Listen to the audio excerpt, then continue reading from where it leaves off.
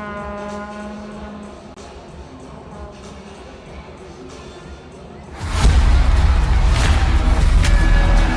Sentinels hockey time. Outside Landon Arena, it's a beautiful day, and the Sentinels are prepared for their final game of their inaugural season. John Werber, he's ready to go. Warm-ups just about finished up here in Landon Arena. Good evening, Sentinels fans, and welcome to the Indiana Sentinels Body Armor pregame show. Well, here we are, game number 57. We've made it to the end of the road of the Sentinels' inaugural season. As you see behind me, the boys are on the ice for warm-ups and getting ready to go to drop the puck here on Saturday night against the Topeka Scarecrows. We've had a lot of ups this season, a lot of downs this season, a couple sideways moments as well, but it's all been a whole lot of fun all the way through. Last night, the Sentinels took a bit of a step back from what had been a couple of really good performances in a row from this group. And they kind of dropped the ball last night just a little bit. Didn't have the same spunk, the same energy that they typically have. Let's take a look at the highlights.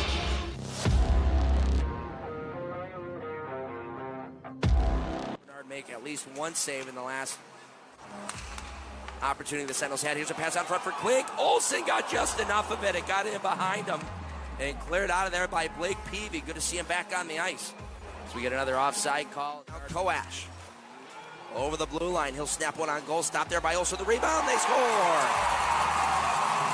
Cameron Clark picking up the rebound.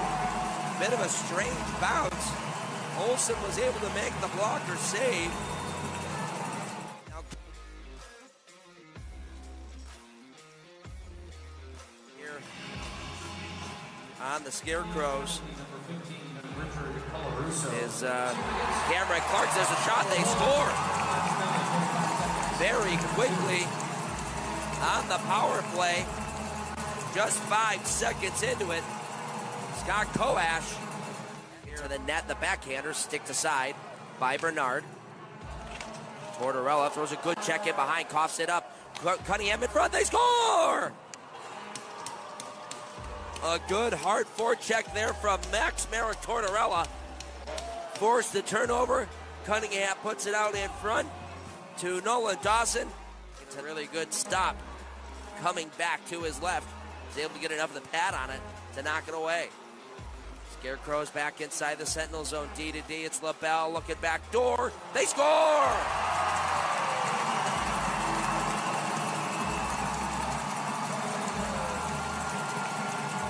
Josh LaBelle, a backdoor pass. And it was the linesmen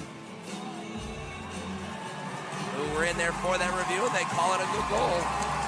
So it is a 3-1 Scarecrow lead. Little on the sloppy side, but still was able to build some momentum. This pass goes all the way back, and a breakaway for Clark, looking for the hat trick. Stopped by Olsen. Shuts down the 5-hole. Little for Steer. He'll come down low. Klink and Steer will switch as we go back to 5-on-5. Steer the pass across. They score! Hat trick for Cameron Clark.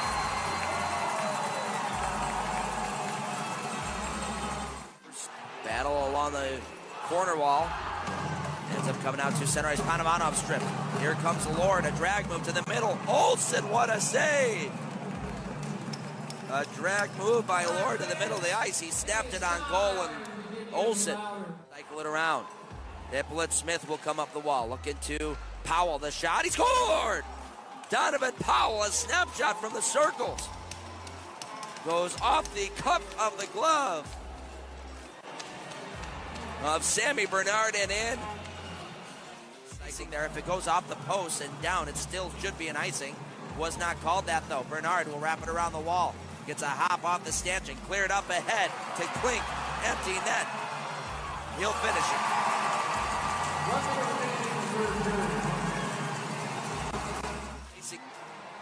Colarusso now will drag it back into his own end as the final seconds take off the clock.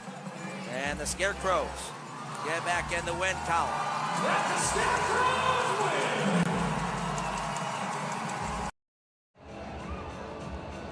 So the Scarecrows come away yesterday with a 5-2 win over the Indiana Sentinels. In a game, like I said, the Sentinels just didn't have that same spark, that same energy that we have seen them have over the past couple of games, starting back in Athens, where they really pushed the pace right off the opening faceoff. It was almost like right from the get-go, they were already inside the offensive zone. They were already setting up and trying to set up some shots on net, you know, starting to pay rent a little bit inside the offensive zone. But yesterday, the Scarecrows, who had more of a fuller lineup than they had on Thursday, albeit, but that's really no excuse for the Sentinels. Scarecrows came out with a big push in the first period, outshot the Sentinels 16-4 in that first period. Sentinels only started to fight back really in the second and in the third. Just couldn't get those closing goals to try to whittle down that deficit. Tonight, it's the Sentinels and the Scarecrows for the final time this season, the final game of the inaugural season for the Indiana Sentinels. And if you didn't get to see it before, we pushed back the Body Armor pregame show just a little bit. There's going to be some pregame festivities. I believe there's going to be some a bunch of Jeep Wranglers out on the ice, as well as a cop car, and we've got a whole bunch of shenanigans happening before the game with Topeka that's going to push the puck drop back to what should be about 7:25. Another programming note, in between the first and the second period, so in that intermission, they are going to bring a bunch of kids on the ice. Both teams are going to stay out there, and they're to basically teach a learn to skate class in the middle of a hockey game. So that is going to be an elongated intermission. It should be about 30 to 35 minutes long, which is about twice as long as it typically is. So bear with us. We do have some content for you. We've got the interview with Don Kernan that I had back in Minnesota. We've got that lined up for you, and we'll also give you an intermission report as well. So don't worry, and if you missed as well the video that we put together before the game, after the game is over, we do have a quick video from the Indiana Sentinels that we put together for you for the fans, so make sure to stick around for that. But for now, we're going to step aside real quick for a commercial break or two and be back with the Body Armor pregame show right after this on the Sentinels Hockey Network.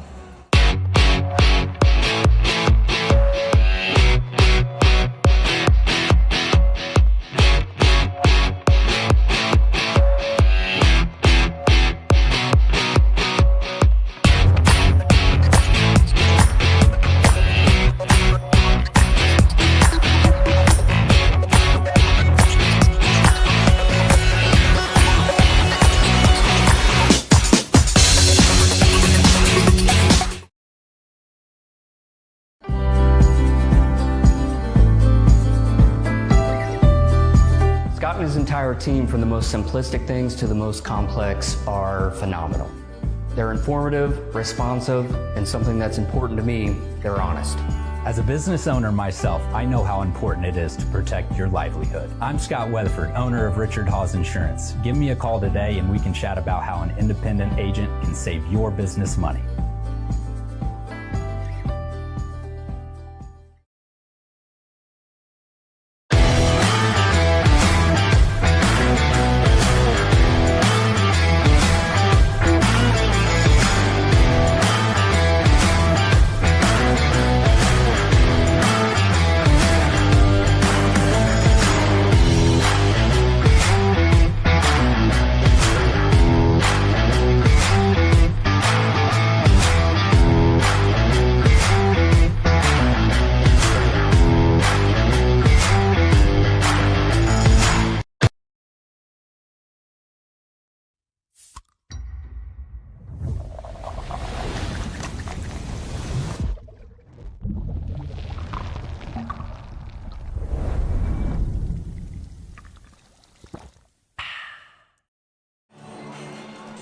Welcome back to Topeka.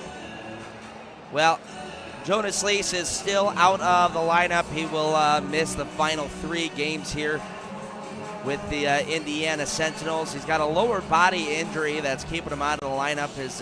His knees are certainly acting up on him, and the final straw was that very last game out in Athens. So, but I did want to take a second to talk with Jonas. He is the guy that's been here the longest on this Indiana Sentinels roster, and I wanted to just take a moment to pick his brain pregame about his thoughts on the season as a whole, and just kind of where we're leaving it going into 2026, 2027. So let's take a listen to me and Jonas Lee before the game. Andy Petzinger downstairs pregame with Jonas Lee. Jonas, you had your coaching debut over the past couple games. How's it been behind the bench for you? It's been different for sure, but it's been really encouraging seeing everyone step up and play their own games, play together, and be a family, and hopefully win 2 of the 3 this weekend. What's it like being in the coach's room during the intermission? Are you getting all the good gossip and everything in between the periods? No, not too much. Kind of keep to myself. I kind of want to differentiate myself from the coaches and players, and ultimately I'm a player and just doing a job this weekend, filling in. And it's just an update for our fans on your injury. We know it's a lower body injury. It's kept you out for the past couple games. It's going to keep you out again today. Just a bit of an update for them. Oh, yeah, it's recovering pretty well. Should be good to go pretty soon here. Just cautionary, so nothing's lingering in the off season. So I'll be 100% ready to go next season. And you are the OG Sentinels. You have been known back at home, been here pretty much all year from where we're at Dire Straits at the beginning of the year, and now we've got a really close-knit team. Just talk about the journey that this team has been on this year. Yeah, it's been absolutely night and day. Everett did a great job bringing in great hockey players and great people on that day. Top to bottom, the organization on and off the ice, we're doing all the right things, and it's been really, really fun and interesting, encouraging, just seeing the progression throughout the year. And I think this is just the start. What is the thing that you are most looking forward to for next season? Playoffs. Easy. I love it. I love it. All right, well, there is player coach Jonas Lee coming at you hot. We'll send it back upstairs for the rest of the Body Armor pregame show. All right, big thank you to Jonas Lee for taking some time to talk with us. There you see the squad car is out. So are the Jeeps. They are making their way out onto the ice. Not sure how the ice surface is going to be after all this driving. The road outside it's covered in dirt and mud, and there's a bunch of horses next door, so you can imagine exactly what else is sitting outside. So that's all being tracked around right now on the ice, so hopefully it's not too bad, and the boys can play through it here in the first period. But big thank you to Jonas Lee for taking a moment to talk with us, and I like those final words from Mr. Lee. What are you excited about for next season? Playoffs. Playoff hockey, baby. That's exactly where the Sentinels are going to be shooting for next season, and I'll be honest with you, if 2/3 of this squad comes back, the roster that we have here right now, that is exactly what you're going to see here in Indiana. There's a couple different pieces that need to be thrown in as well to really set it up perfectly, but this is a very good core on this Indiana Sentinels team. They've got the right mindset, they've got the right idea, they've got the right stuff, and it's a very young group as well. Typically you see a bunch of veterans surrounded by young guys. This group is a bunch of young guys surrounded by a handful of veterans. So this is a group who's learning a lot this year, and coming into next season is going to be rip-roaring and ready to go. The Topeka Scarecrows have a celebrity signing that will be on their bench today. It's still to be seen whether or not he's going to take a shift or not, but he'll be wearing number 26. It's John Cantrell, who is a local celebrity here in Topeka. He is a boxer, a professional boxer who has since turned his talents and is on a news station as well. So he has been signed, and he will be on the bench. Doesn't look like he'll get a shift, but if he does, I'm sure it'll be something to keep an eye out for. All right, we'll step aside again for another commercial break and be back with the finale of the pregame show right after this on the Sentinels Hockey Network. Vitamin water helps keep me hydrated. Encore. After encore. After encore. Next thing you know, it felt just like this. Come on. Vitamin water from New York.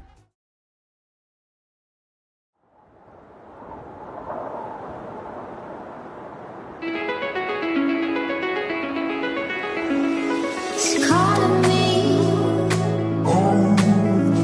like the rainbow, It's calling me, like the rainbow,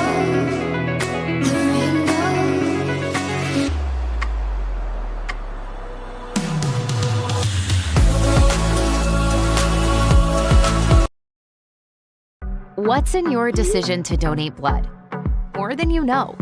One donation can save lives and fuel research to save many more.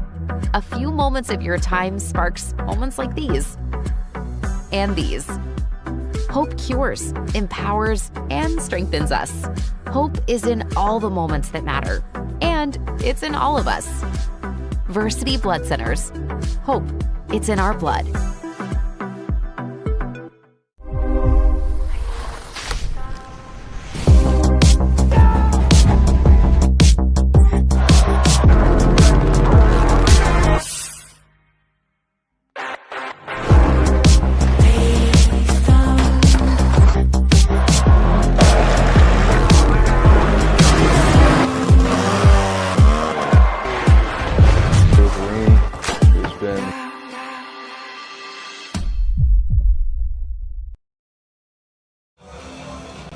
Welcome back to Landon Arena. And just to clarify the celebrity signing for Topeka, they had already made the deal with him earlier on in the season that he could sit on the bench with them for a game, and they hadn't done good on that deal up until now. So I think it's more or less just kind of making sure ends meet for the Topeka Scarecrows. And it looks like it should be a capacity crowd here at Landon Arena. They've got fan appreciation night going on tonight before they head off for the playoffs, where they'll take on the Binghamton Black Bears, the back-to-back reigning Commissioner Cup champions. Typically, they've got the upstairs, the upper bowl, they've got that closed off, but now they've got it open, and it's about 3/4 full in here with more people walking in as we speak. The player to watch for today for me, I'm going with the whole group, the whole Indiana Sentinels group, because at the end of the day, we've seen it against Athens and that first game here against Topeka. It takes a full group to play a full 60 minutes in order to pull out the kind of victory that the Sentinels want to start putting together in the 2026-2027 season. It takes the entire unit pulling the rope the same way. So I'm going with every single guy on the roster here for the Indiana Sentinels as my players to watch for today. Your three keys to the game. Key number one for me, got to get through the neutral zone with speed. Yesterday, that did not happen. The Sentinels resorted to the dump and chase game, and that's not really the game that they like to play. They want to play the game where they're coming through the neutral zone with speed. They've got the defense on their heels.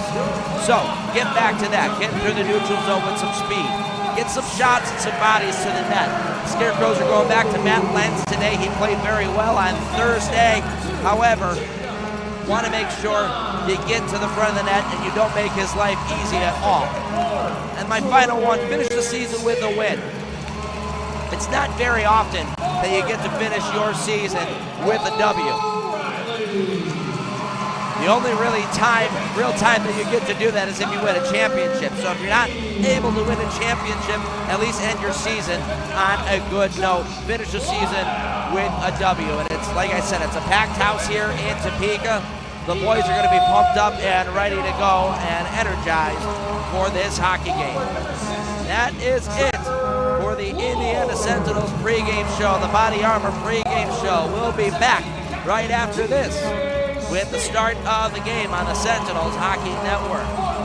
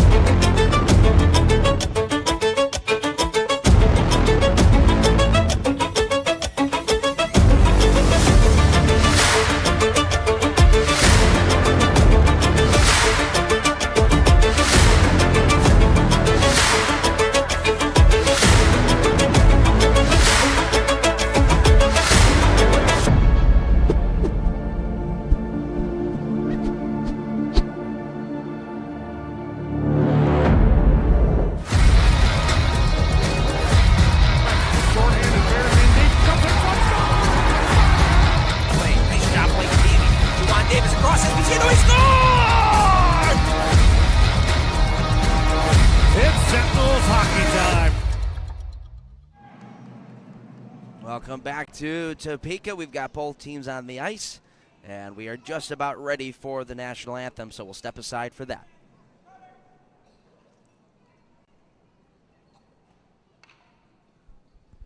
Now let's welcome to the ice Central Elementary, led by Lacey Ford, as they perform God Bless America.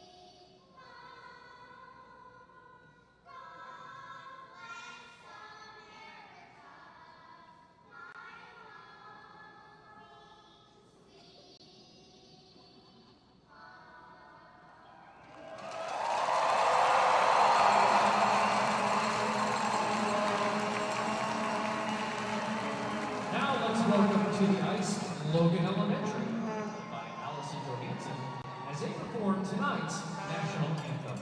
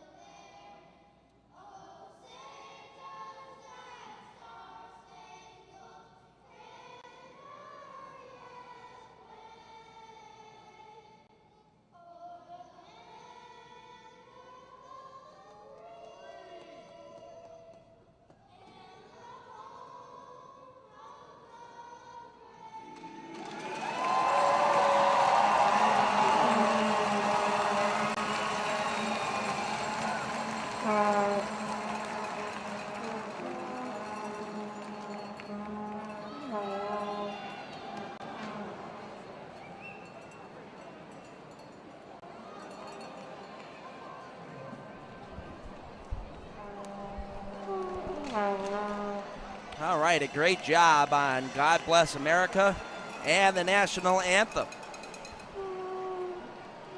And as soon as we get the 10 Jeeps and the squad car out of here, we should be just about ready to go. I want to thank you all for tuning in. Andy Petzinger here on the Sentinels Hockey Network. Excited to bring you Sentinels hockey one last time in this 2025-2026 inaugural season for the Indiana Sentinels.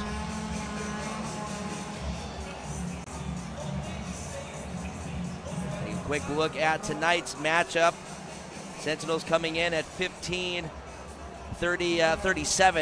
4-0. Meanwhile, the Scarecrows 29-4-2 on the season. Head-to-head, the Sentinels 5-7-1.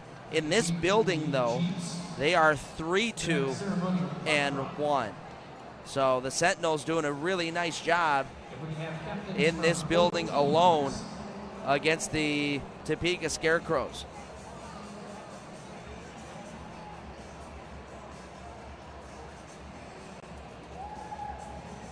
Now turn our attention to the starting lineups for today.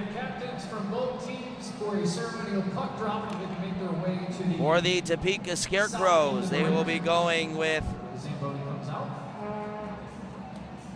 Quinn O'Reilly, Igor Litvinov, and Scotty Koash as the forward unit. Doug Blaisdell and Jordan Steer. Back on D, and in between the pipes, it's Matt Lenz, as I mentioned in the pregame show, for your Indiana Sentinels. Dalton Anderson, Christopher Bormanis, and Nolan Dawson, the forward unit. Dalton Anderson playing in game number 250 today. Blake Peavy and Cole Willett are going to be your D pair, and your starting goaltender is John Werber. We're going to have both goaltenders. Werber coming in with a .913-2 record, .383 goals against, .896 save percentage against these Topeka Scarecrows, though.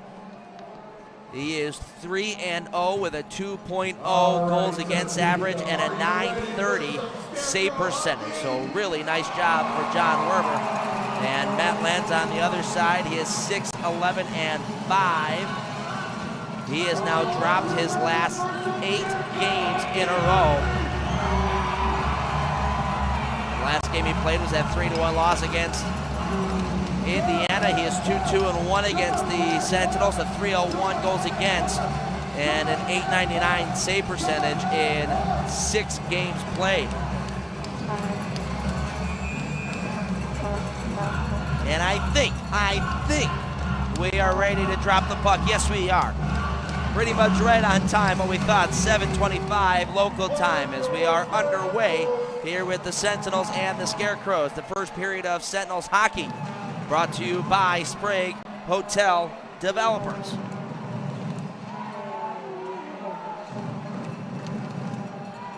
Inside the Scarecrow zone it goes. Wrapped up the wall, given up though to Bormanis. He tried to pass it back to Dawson. That pass gets intercepted. And out through the neutral zone, it's Jordan Steer. He'll dump it in deep. Bormanis picks it up off the bounce, and he'll forward it out to the neutral zone, where Koash is able to spin away from a check. O'Reilly redirects it in. Here's Peavy, team captain for the Indiana Sentinels. He'll hit Donovan Powell, who redirects it in deep. Gagnon will wrap it around the wall and out to the neutral zone. Here comes Josh LaBelle. He's stopped up by Zinchenko right at the blue line. Sentinels regain control. Pass up ahead for Powell. He was well covered, though, by LaBelle. Ivanov now back in his own end. Will look up. Redirected in by Powell.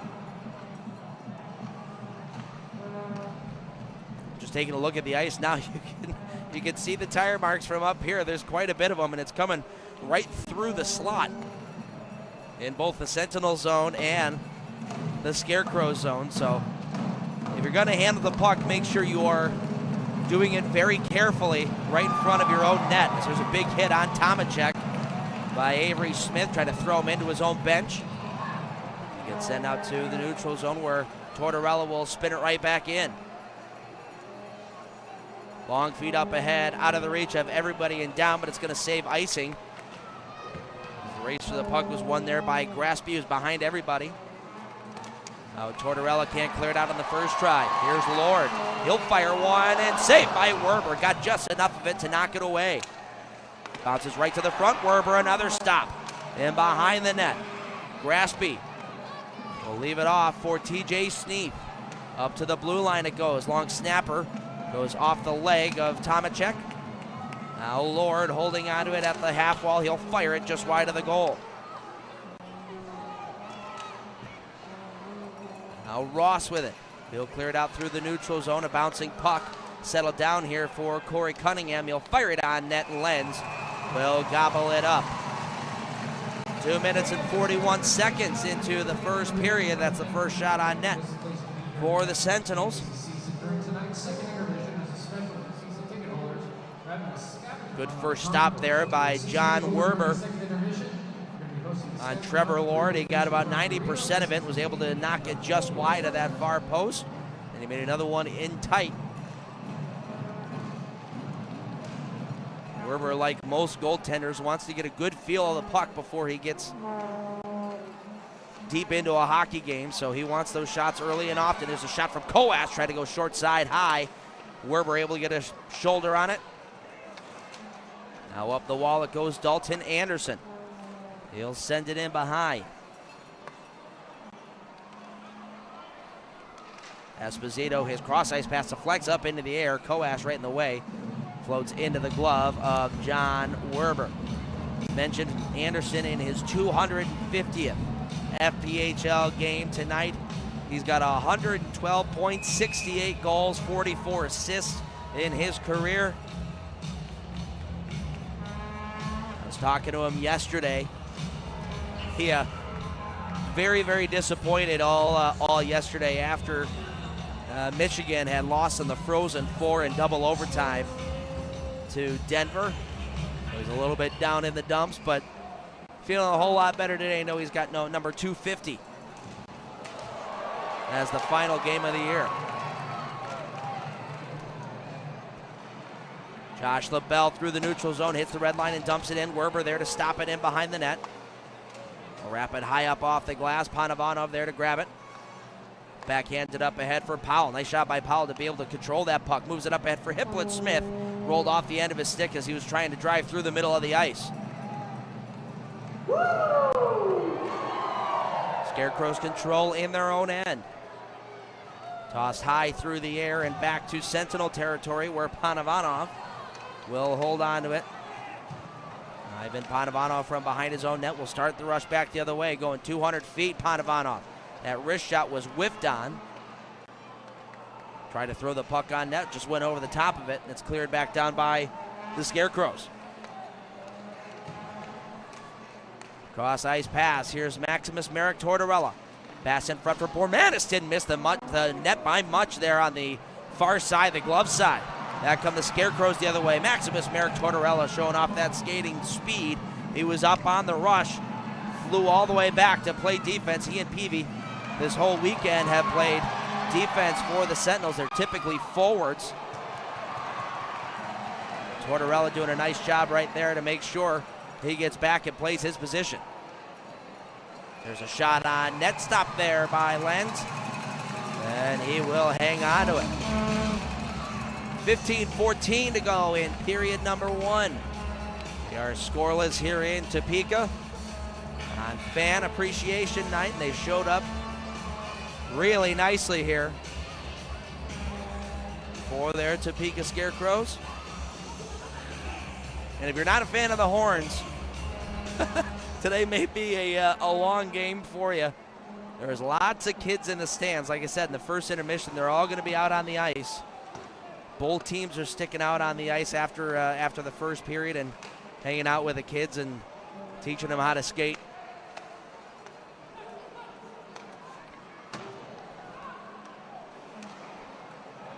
Scarecrows turn it into the Sentinel zone. Long wrist shot goes right into the glove of Werber. Easy stop there, as that was a bit of a whiffed-on shot off the stick of Igor Litvinov. We'll step aside for our first commercial break of the period and be back right after this on the Sentinel Hockey Network.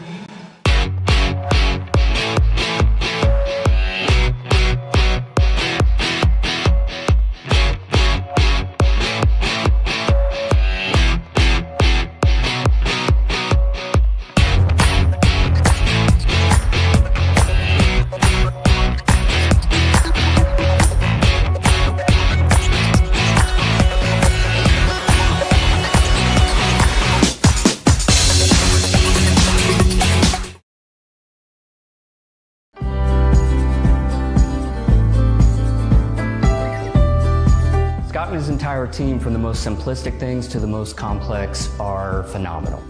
They're informative, responsive, and something that's important to me, they're honest. As a business owner myself, I know how important it is to protect your livelihood. I'm Scott Weatherford, owner of Richard Hawes Insurance. Give me a call today and we can chat about how an independent agent can save your business money.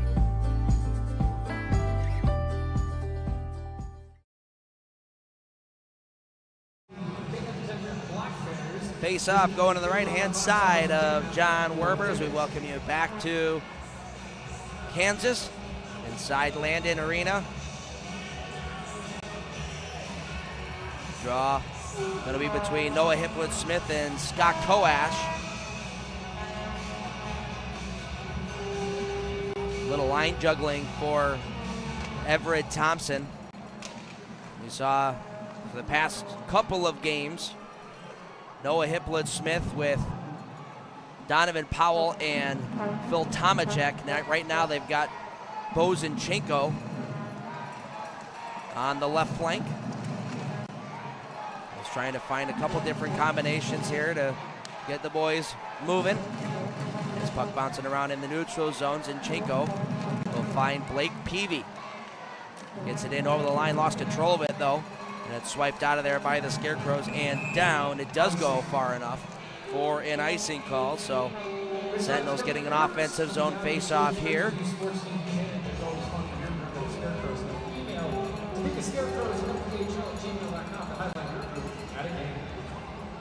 Now here's how the playoffs are shaping up.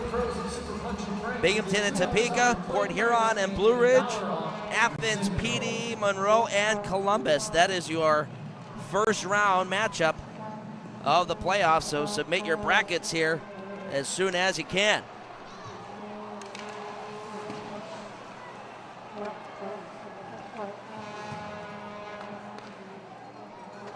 Should be a good round, and Topeka taking on Binghamton. Mentioned that they're the back-to-back champions. Going to be a tough hill to climb here for the Topeka Scarecrows to try to deny Binghamton their third straight Commissioner Cup victory.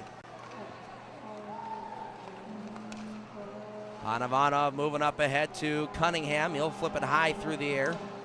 Esposito after it. LaBelle clears it out to the neutral zone. Comes right back to LaBelle. He'll look over his options. D to D, he'll go. Nagy had that one at his feet. Dawson takes it away. He'll dump it back in, forcing Lenz to play this one along. LaBelle up ahead for Avery Smith. Through the neutral zone. He'll cut to the middle of the ice and fire one on net. Werber at the top of his crease making a real good stop. Avery Smith, a strong move to the middle of the ice, and he let a half clap go. And Werber able to soak that one up. Sections 126 and 127 and 105 and 106. Junior Scarecrows, come on down. We'll get you ready for the intermission. Again, Werber played on Thursday against the Scarecrows, picked up his third win of the year against them then. Didn't have a whole lot to do, made a couple of really nice stops, but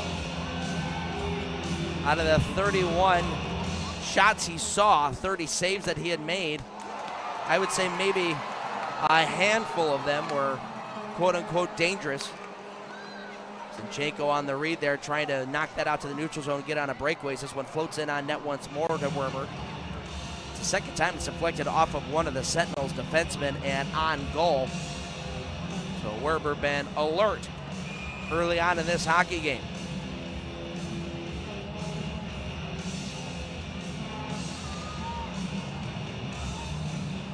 Niblin Smith and Sneath on the draw.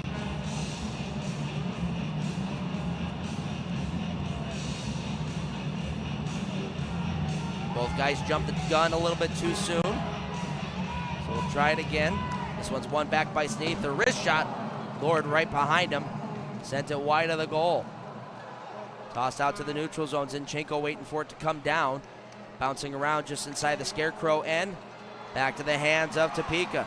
Sneath will dump it in. Picked up in the corner by Trevor Lord. Back around for Sneath. Takes the stick with Peavy with him.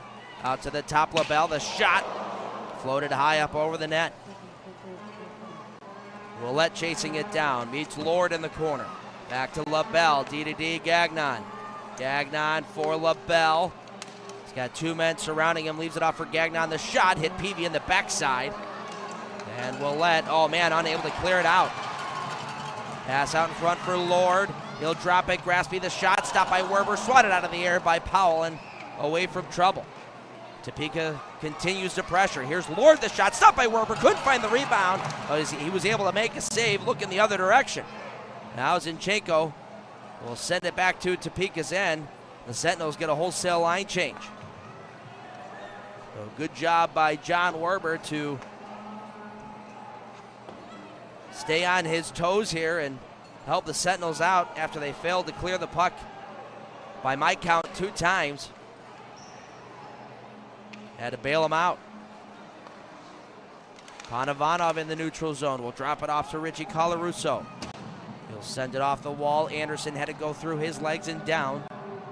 Gordon Whalen will rip it around the wall. Tomacek there. Puts a hit on Litvinov.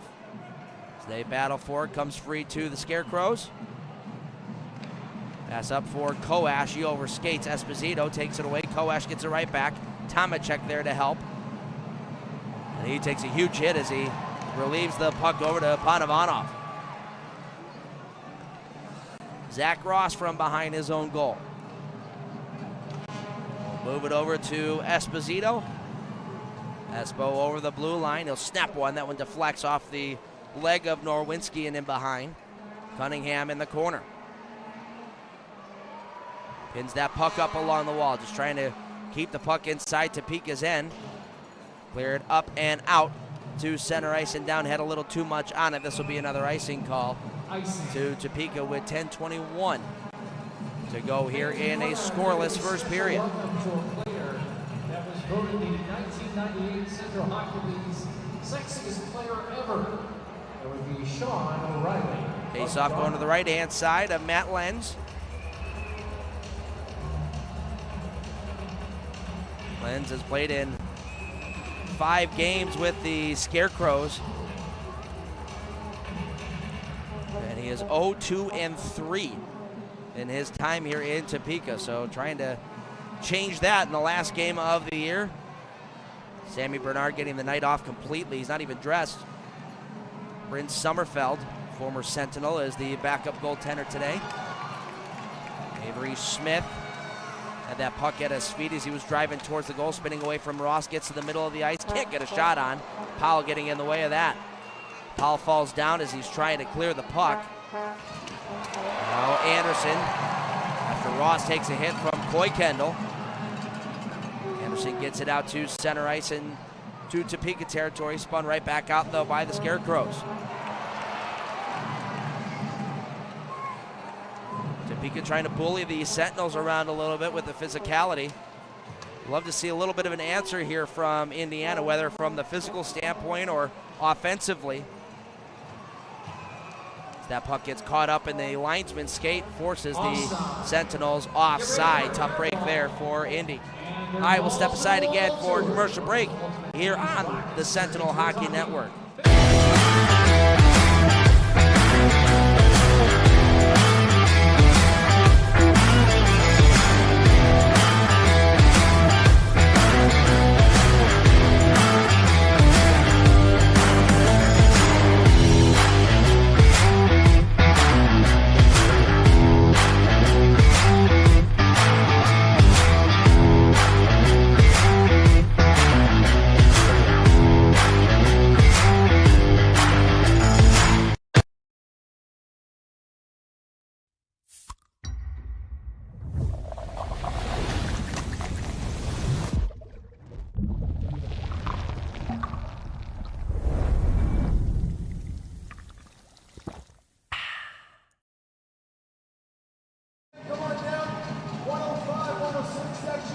come back to Landon Arena.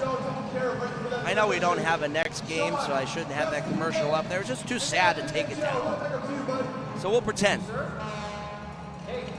Pretend there's one more after this. Crowd coming just outside the Scarecrows end. Tough break there for the Sentinels. They had some juice going into the offensive zone with Dawson and Zinchenko, but the puck got tied up and the linesman skate as he was right on the line. Sentinels do win this draw, though. Goes to Panovanov on the far side. He'll enter the zone. Panovanov, the backhand pass, didn't get it through. And now the Scarecrows will turn it right back. It's Lord. Zinchenko all over him. Cross ice pass bounces. Graspy's turnaround shot knocked down there by Hippolyte Smith. And Zinchenko back the other way. He'll flip it up ahead and try to get towards the net. That's covered, though, by Lenz.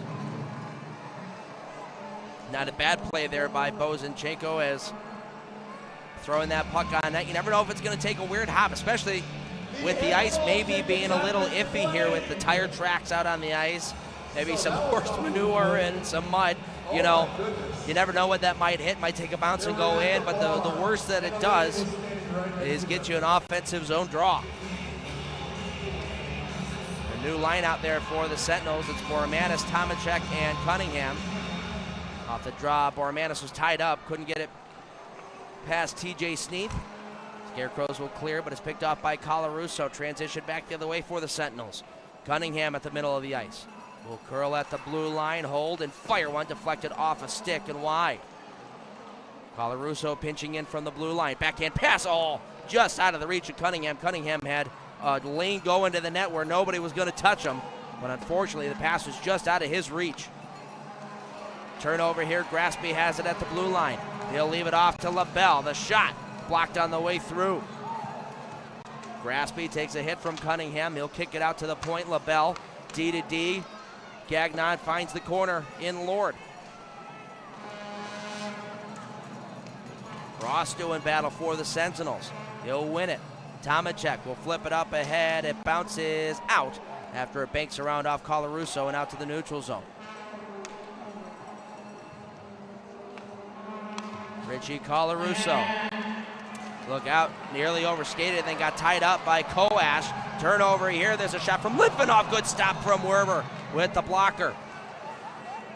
Litvinov again, out to LaBelle at the blue line. He'll hit O'Reilly. O'Reilly walking in, trying to go short side on Werber. He shuts that down. Strong on his post. Powell will skate out to the neutral zone. 1-on-4 here is Donovan Powell. We'll try to throw this one on net. It hits LaBelle and goes to the corner. Pitchforked out by the Scarecrows. PV back to grab it. He and Tortorella, the D unit here. So technically you've got 5 forwards out on the ice right now for the Sentinels. Dawson will toss it on goal. Lenz plays it in behind. Wrapped around to Quinn O'Reilly. He'll send it all the way down. This pass misses Smith. Icing not waved off. Tortorella ends up getting crunched because of it. Now Zinchenko turn over to Smith at the high point. He gets stood up though by Dawson. Two big boys colliding there at the blue line. Now back come the Scarecrows. Driving in is Checo, couldn't get a shot away. Werber was able to steer it aside, and then Ross gets thrown into his own goaltender. There's going to be a penalty here coming to the Scarecrows. So for the first time today, we're going to see the Pause Insurance power play go to work as Zach Ross took a check.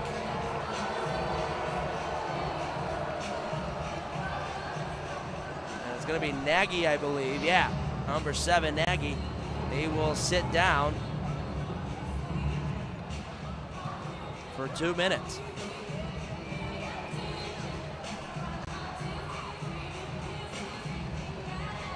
Opportunity now for the Sentinels to try to, if anything, create a little offensive zone momentum and spend 200 feet away, 2 minutes, 200 feet away from your own net. They'll start out with Powell, Hipwood, Smith, and Tomacek with Cunningham and Panovanov in the back end. And behind the net it goes. Scarecrows come away with it, clear over the head of Panovanov and down. Sentinels are at 12.4% on the power play this season. The Scarecrows are at 82.7%. Sentinels without a power play goal in this series so far. As here's Powell. Follow up on his block shot. He'll wrap it around the wall. Nobody home at the blue line though. 2-on-2 back the other way. Scarecrows. Here's Koash at the circles, firing one, and Werber able to soak that one up and hang on to it with 5:38 left to play here in the first period. And we've got one of the officials coming out, taking a look at a pane of glass that may or may not be cracked.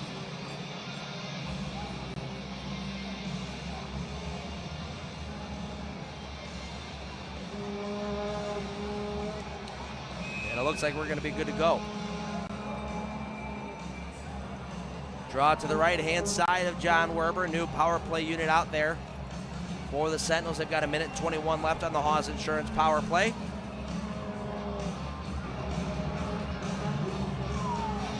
Bormanis, Zinchenko, and Dawson. Peavy and Colarusso. The new power play unit. That was awful loud at the very end. Anyway, Bormanis in behind his own net. We'll leave it off to Colarusso, and away we go. Bo Zinchenko with some space at the neutral zone. He'll go cross ice to Bormanis, who had some speed. He'll bank it around the wall. Zinchenko will wrap it back around again to Bormanis. Whiffed on the pass, but off balance was Blaisdell, so it ended up getting to Dawson anyway. Dawson now pinned up by Blaisdell in behind the net. Zinchenko there to help. He and Steer now do battle in behind. Dawson pulls it free. Colarusso up top. 35 seconds left to go on the Haas Insurance power play. Zinchenko gets stripped of it from in behind the net. Clearing attempt held in though by Bormanis at the bottom of the circles. He'll find Peavy back down to Bormanis. Dawson's in front. Zinchenko now at the blue line. Finds Bormanis. His shot redirected off of Steer and on goal. Lenz able to find that and hang on to it with 17 seconds left to go. All right, fans, your attention to section 110. Right along the glass, there's a guy in an orange suit. Thanks for shouting it out, Connell. Yeah, no penalty times.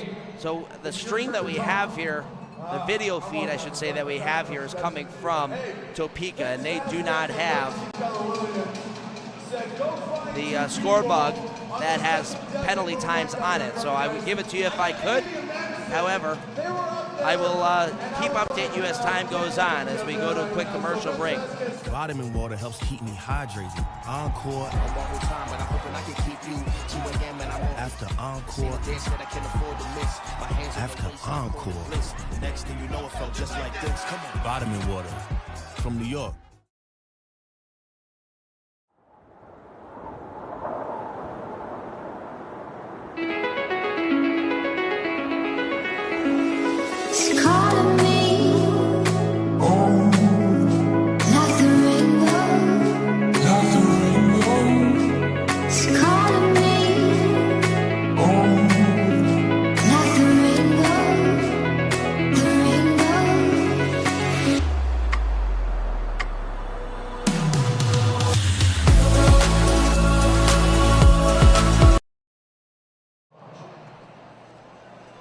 .17 seconds left to go on the Haas Insurance power play for the Indiana Sentinels. They'll go with Powell, Tomacek, and Hippolyte Smith with Panovanov and Lease out back as the puck is dropped. Got to be careful. The guy coming right out of the box, so need a breakaway happening. LaBelle will start back the other way as both teams now back at full strength in the next 5 seconds. Panovanov moving it up to Tomacek. Scarecrows, Tomacek looking up for Powell, couldn't catch up to the puck. Ended up just away from him. The Scarecrows will turn it right back. Koash. He and Ross collide just inside the zone, goes to the corners. They still battle. Hippolyte Smith in there trying to dig it out, so is Coy Kendall. Now Ivan Panovanov will hit the red line and send it in. Whalen back to grab it. Back around the wall for Whalen, but Anderson there to pick it off. His pass out to the middle of the ice. Nobody home for the Sentinels, and the Scarecrows will come on back. Gagnon leaving it off to Coy Kendall. The shot right into the glove of Werber. He'll see that and hold on to it with 3:27 left to go here in the first. Just another reminder, the first intermission is going to be a longer one with both teams staying out on the ice and doing a bit of learn to skate with some of the kids that are out here today, some local Topeka hockey players, youth hockey players. So the intermission is going to be closer to 30, 35 minutes. There's a chance out in front, gets blocked on the way through. Cunningham over the line, offsides.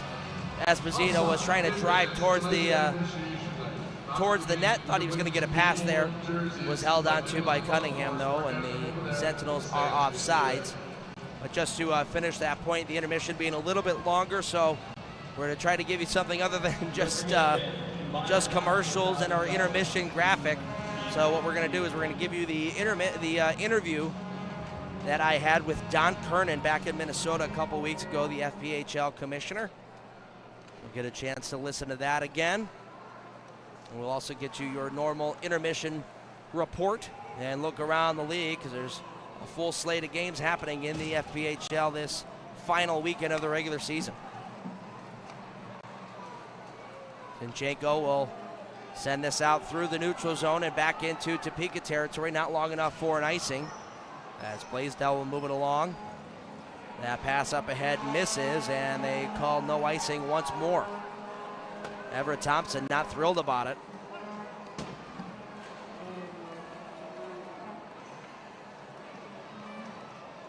In the neutral zone, it comes free to Bormanis.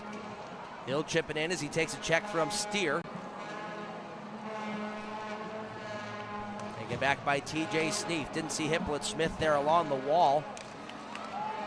Turned over for Powell. He'll leave it to Hippolyte Smith. Stood up, though, by Steer, who read the play. Sent right back again by the Scarecrows.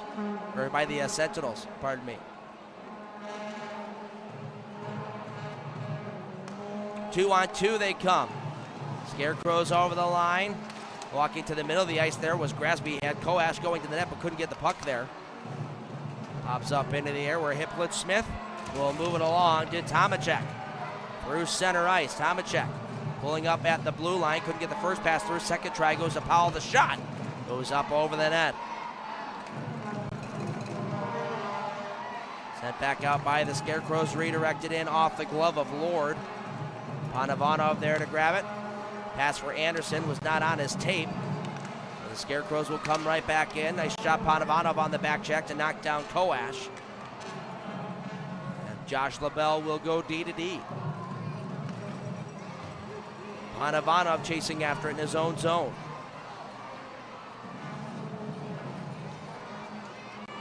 Tucker Cruz is able to battle through Igor Litvinov and get that puck in deep. Lenz there to play, gives it away though. Anderson trying to swipe that one on net with Lenz going back to the goal, maybe hoping to bank it in off the goaltender, but sent it wide. Peavy to Cruz. He gets checked, sent right back in by LaBelle. Zach Ross in the far corner. Braces for a hit there from O'Reilly.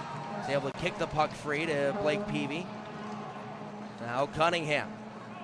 Up the wall to Bormanis. Cunningham, he takes a hit, can't get the puck in deep, comes back to Cunningham though, overskated at the blue line. And the Scarecrows will enter the Sentinel zone. Here's Checo to the goal, couldn't get the shot on, and Werber gets run over there by Corey Checo, not on purpose. Checo just driving hard to the net there and had a defenseman all over him on the backside. Ended up falling on top of Werber. Looks like everybody's going to be all right. So we got 17.2 left to go here in the first period.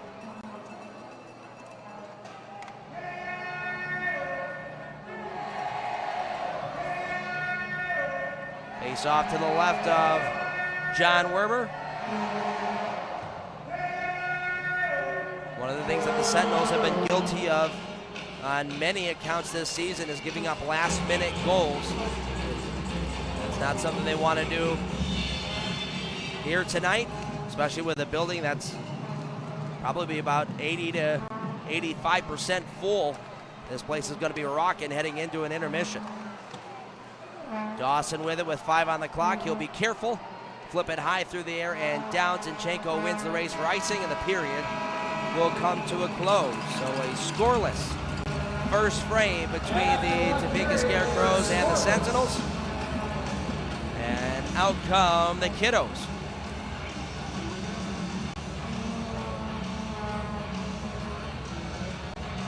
Which gives us the cue. We will go to that interview with Don Kernan. Pay some bills with the commercials and bring you back for the intermission report. 0-0 here on the Sentinels Hockey Network. And Andy Petzinger here sitting down with the FPHL League Commissioner, Don Kernan. Don, thank you so much for being part of our show. Thank you for having me. Absolutely. So we wanted to talk with you a little bit because obviously big weekend here. We're here in Minnesota just showcasing the FPHL and how it could thrive up here at the very tip of Minnesota. So, can you tell us a little bit about the process of trying to introduce a new team to the league? When we look at a market, we look and see if there was a history of a team prior.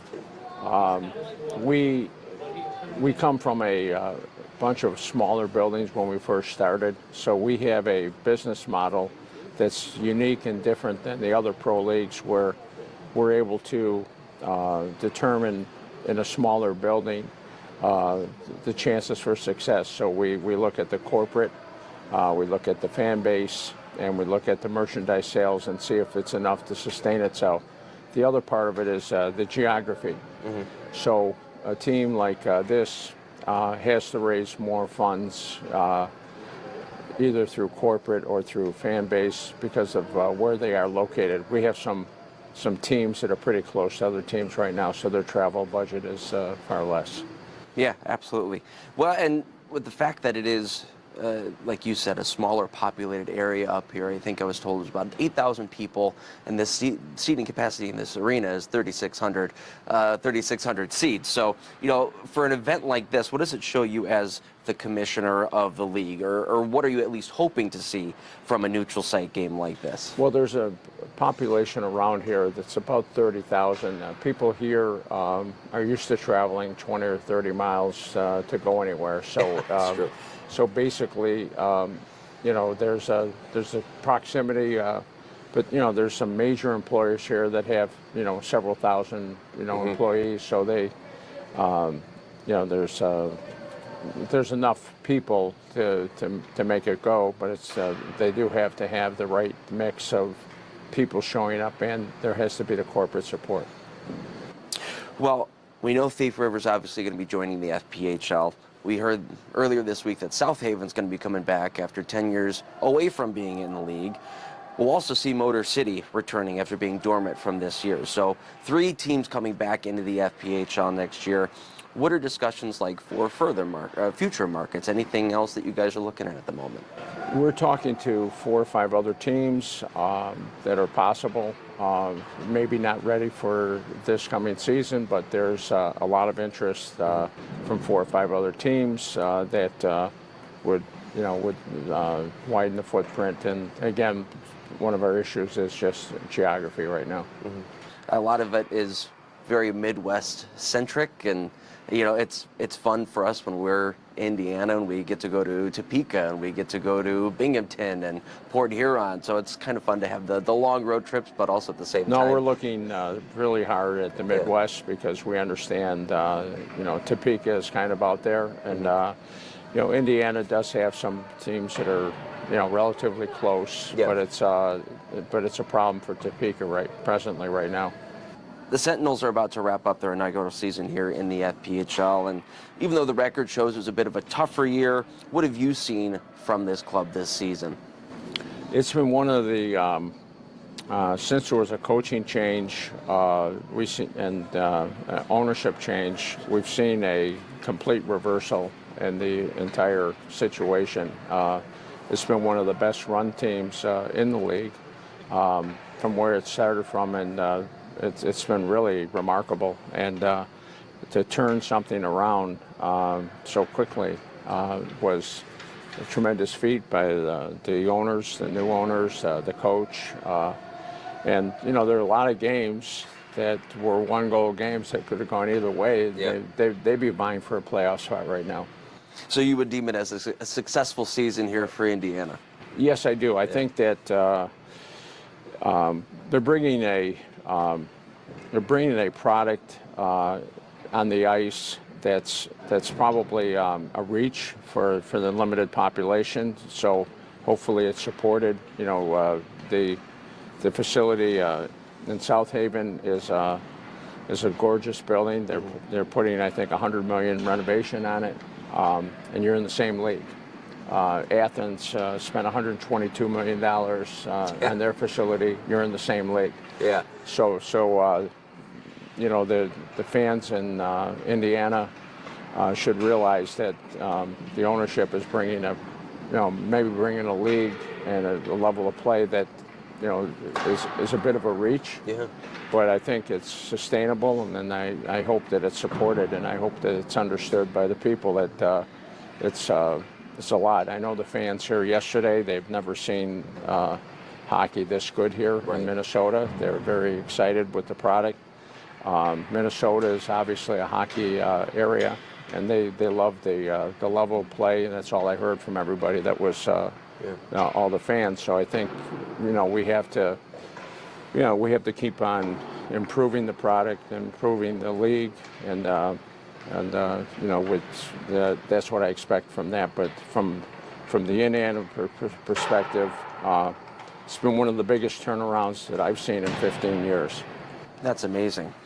So I wanted to talk with you about hockey just in general. Obviously, it's exploded over the past 15, 20 years, and we've seen last year that Canadians can play major juniors in Canada and still go to college here in the United States.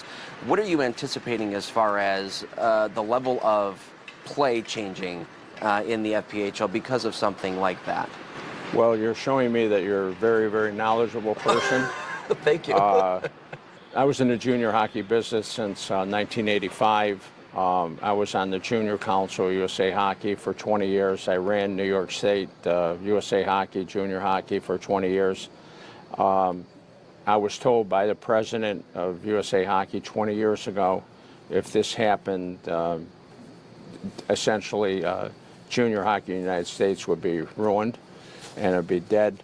It's not dead, but it's changed probably 60 or 70%. What it's going to do is it's going to create more Canadian players migrating into college hockey, where they're not, you know, losing their amateur status. I had, you know, coached many players that made it to the NHL, and they had to make a decision at 15 years old. Do I go major junior, do I go college? And it's a tough decision to make at 15 years old. Now they don't have to make that. There's 500 players in each one of the three leagues, so it's 1,500 players that are all good players, and they're going to be migrating, filling in college spots. They're going to be filtering in through, you know, the pro leagues, and eventually a lot of them will be, you know, finding their way into our league. So it's going to, you know, it's going to expand how many players are playing, but it did affect the U.S. junior hockey by 60% minimum. It's devalued junior hockey in the United States by 60%. Yeah. It's great, and there's going to be a market drop down, which, you know, in my opinion, I think is going to start bringing a whole lot more talent coming down to, you know, levels like the FPHL and the SPHL and all. It's correct. It's going to bring a lot more players, and again, it's a scenario where there's a lot of players at 16, 17, 18 years old. They're being advised to do certain things, and they're told that if they play in the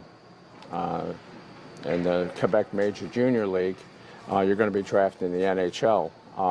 There's 500 players that are in the Quebec Major Junior League every year. 500 players are told that they're going to be drafted in the NHL.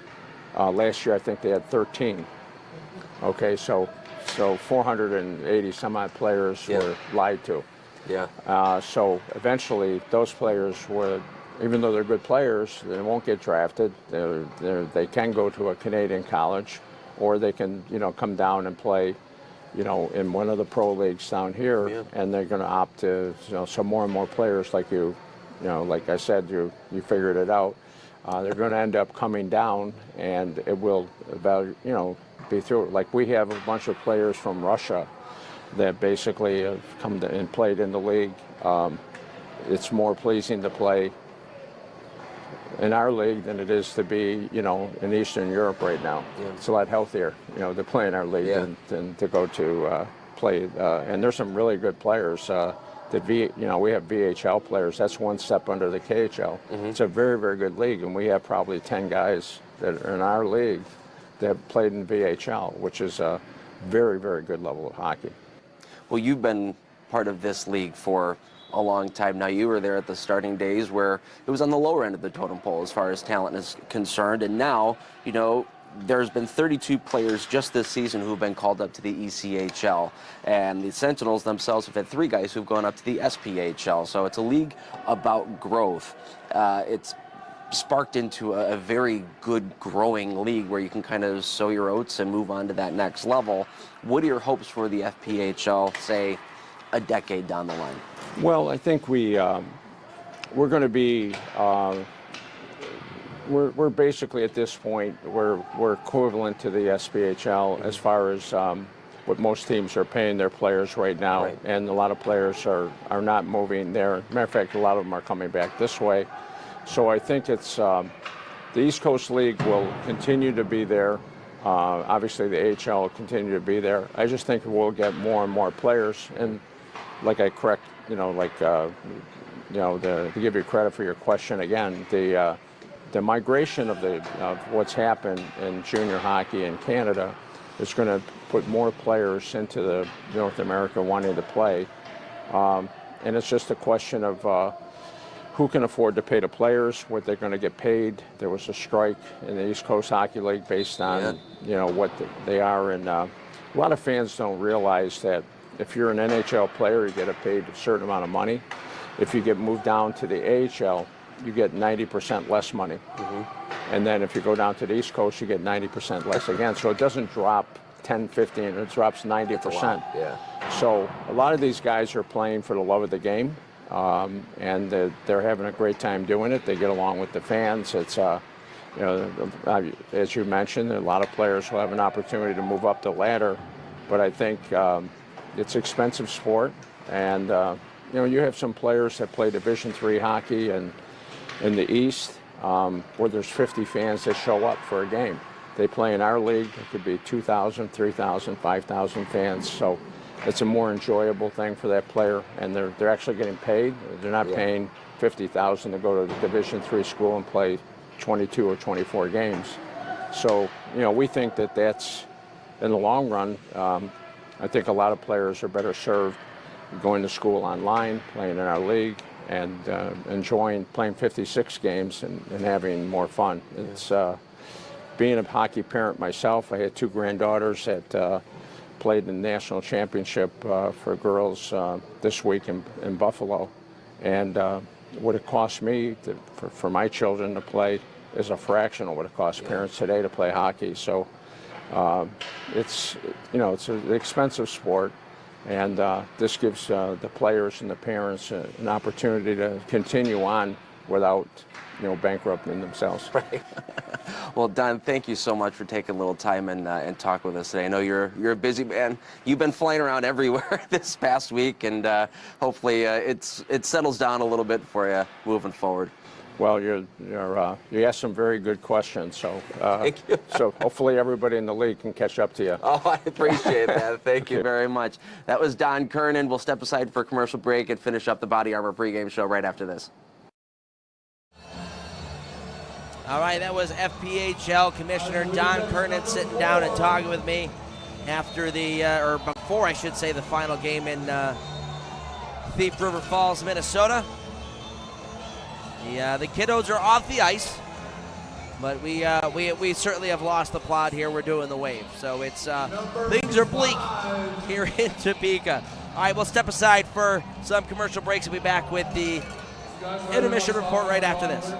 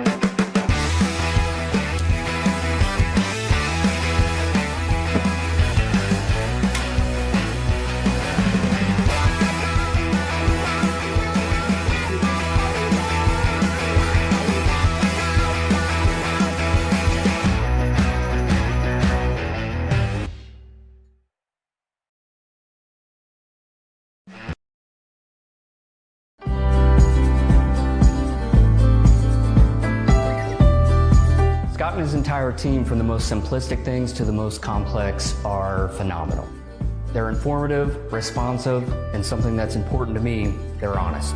As a business owner myself, I know how important it is to protect your livelihood. I'm Scott Weatherford, owner of Richard Hawes Insurance. Give me a call today and we can chat about how an independent agent can save your business money.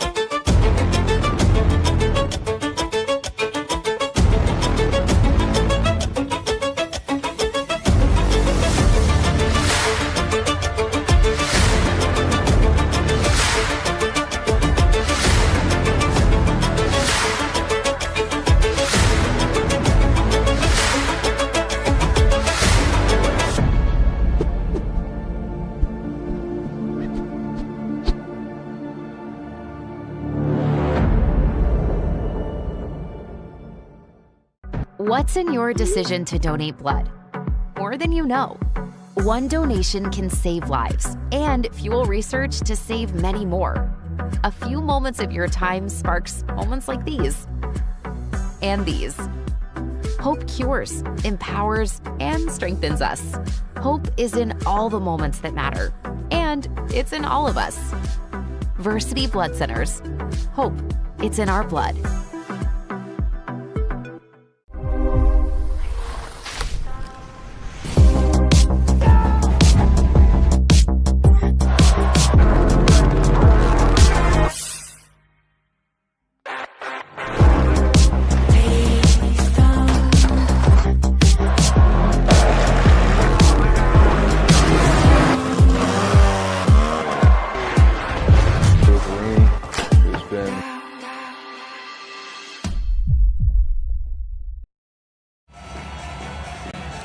We welcome you back to Landon Arena. Yes, the wave is still going. They're trying to break a record of 26 times. So someone please send help or a Dramamine. First period of play was scoreless through 20 minutes. Shots were 11-7 in favor of the Topeka Scarecrows. They were the team that pushed the most in the first period and held the offensive zone chances in that first period of play. But the Sentinels were the only ones who were able to pull a power play out. There's a roughing call on Connor Nagy as he tossed Zach Ross into Werber. Sentinels unable to get anything done on that power play. They were able to generate a couple of chances, but outside of that, not much doing. So we stay scoreless through 20 minutes of play as we get ready for the second period. And a quick look around the FPHL. There's already a final. That's how far behind we are. We've already got a final out in Port Huron. They take down the Watertown Wolves by a score of 3-1. That game was nothing short of a mess yesterday with a whole bunch of fights and brawls and all that, so we'll see what ends up coming of it. But 3-1 Port Huron, a final there. Binghamton up 3-1 over Danbury in the third period, or 2-1 in the third period over Danbury. Blue Ridge and Twin City about to head into the third. Blue Ridge with a 3-1 lead there.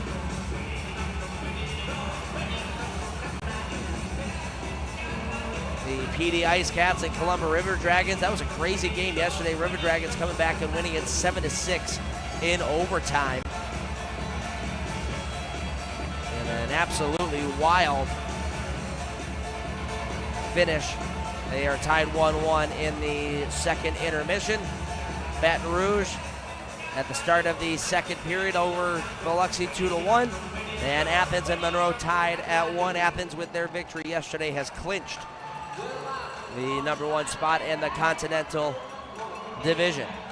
Now look out for Blue Ridge. They have won 10 in a row heading into the playoffs, and it looks like if they are able to hang on here, they will win number 11 in a row. So keep an eye out for the Blue Ridge Bobcats. All right, we'll step aside one more time for a commercial break and be back in about 5 minutes' time for the second period right after this on the Sentinel Hockey Network.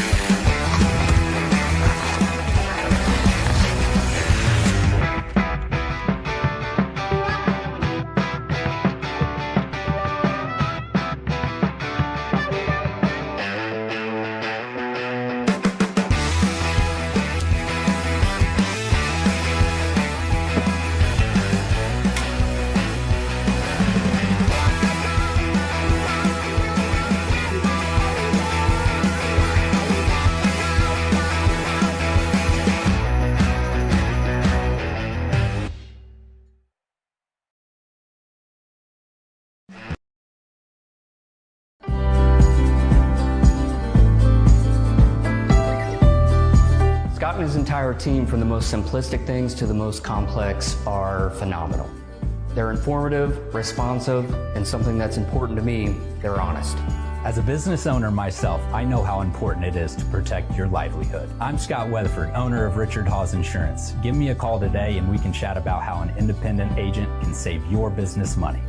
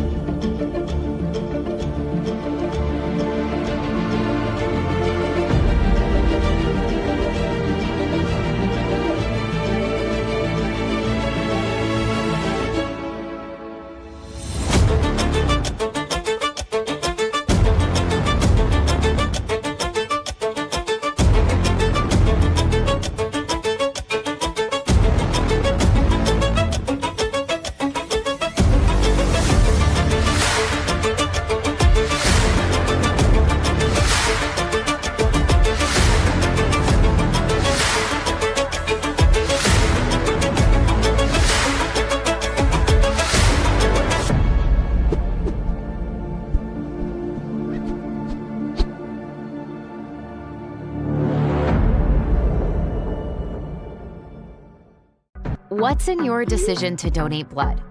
More than you know. One donation can save lives and fuel research to save many more. A few moments of your time sparks moments like these. And these. Hope cures, empowers, and strengthens us. Hope is in all the moments that matter. And it's in all of us. Versity Blood Centers. Hope. It's in our blood.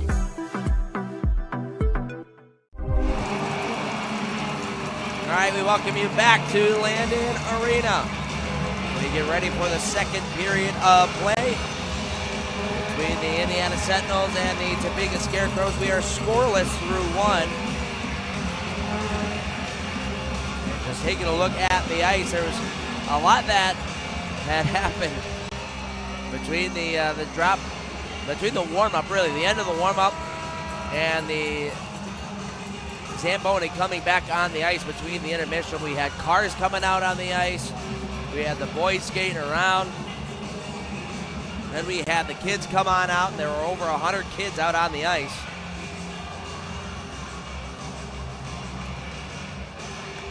So I wanted to keep an eye on the ice to see how it was going to hold up here in the second period. Doesn't look too terrible out there right now, but we'll see how it holds up as the period goes along. The second period of Indiana Sentinel hockey is brought to you by Coca-Cola of Columbus. And oh boy, right out the draw, we are underway, and it is the boxer who is out there against Corey Cunningham. John Cantrell and Corey Cunningham going after one another. Cunningham getting some body shots in on Cantrell. Tosses him down to the ice. Attaboy, Cunny.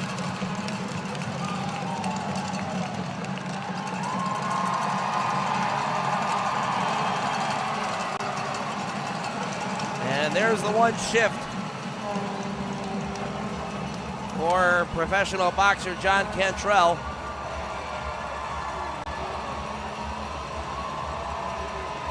Well, that goes to show you, even a professional boxer, you want to try to fight on hockey skates, good luck.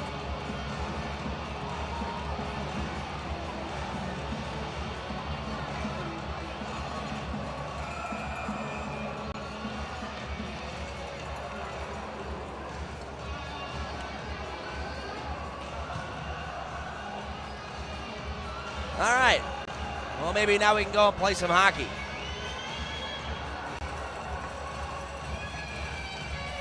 Hippolyte Smith and Koash on the draw. Off the faceoff, Zinchenko will pull it on back. Dumped into the Scarecrow zone. Cleared up ahead, Zinchenko able to intercept that one at the blue one. the blue line. Takes it away again along the far wall, chips it into the corner. Donovan Powell out to the blue line. Willett had that one jump on him, but still is able to keep that puck in. Now Zinchenko behind the net, the wraparound out in front, good save made. The rebound laid loose for a moment. Sentinels unable to get that one on goal. Now Peavy with some pressure at the blue line, able to keep the puck in and not turn that one over. That might have been a 2-on-1 back the other way. So good job by number 17 in white to stay hard on that puck. Picked up here by Igor Litvinov. He'll dump it in. Willett will find Zinchenko on the far side. He goes cross ice to Powell. Powell will dump it on in. Both teams finishing up some line changes.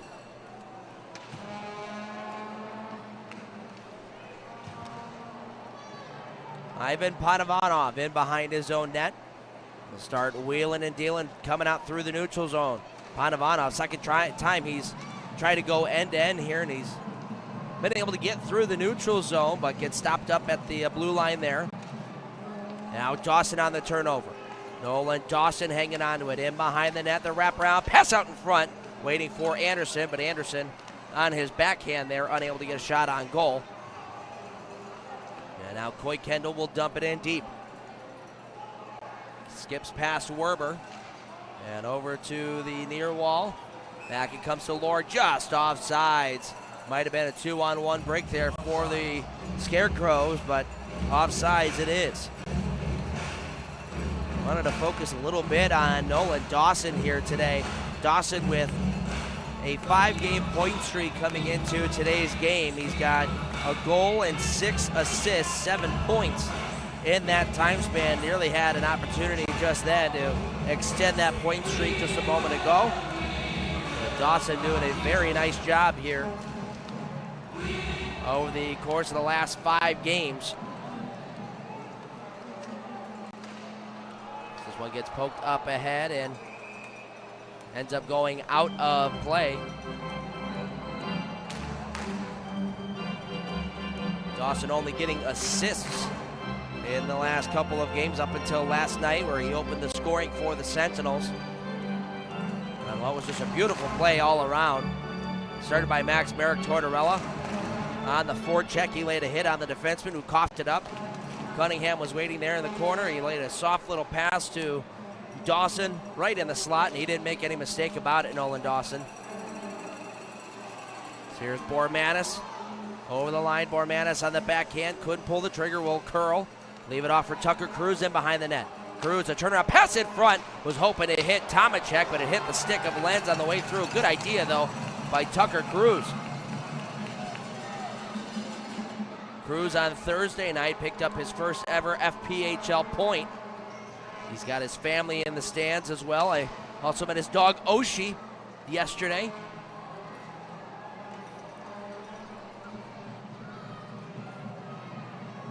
Held in at the point by Grasp. He'll send it into an open corner. LaBelle finding Gagnon up top.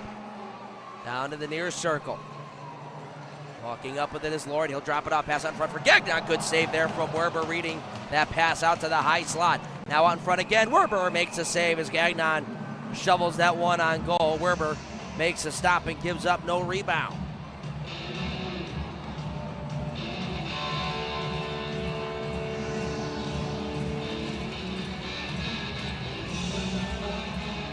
Face-off going to Werber's left-hand side.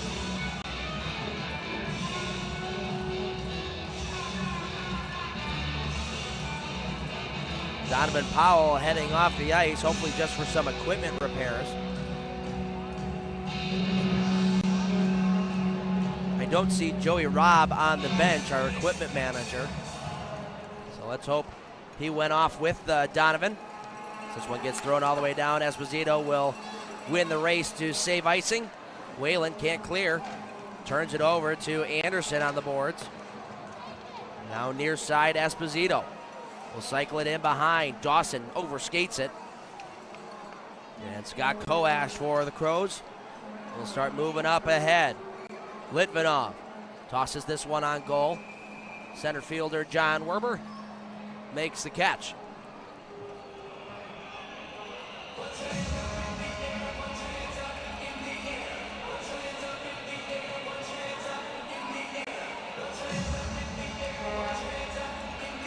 Just taking a look at the penalty box. It's selfie time with John Cantrell and the fans. Taking a whole bunch of selfies with him right now.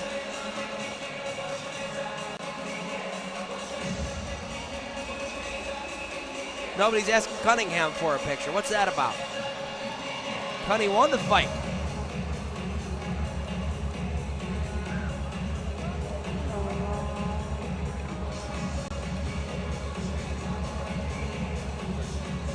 Not sure how many fights Corey Cunningham has in his career. It can't be many. His hands are used for putting points up on the board, not necessarily for fighting. But he can at least put on his resume now that he beat a boxer. Here's Marek Tortorella over the blue line. Backhand pass, hoping for Zinchenko. He was well covered though. Turned right back up for Nagy. He'll move it along. Smith on the far side. Well covered by Panavano, who pins him up on the wall. Nagy tries a short angle shot. That gets stopped by Werber and Zinchenko. Has it knocked off the stick at the blue line. Colarusso dumps it in.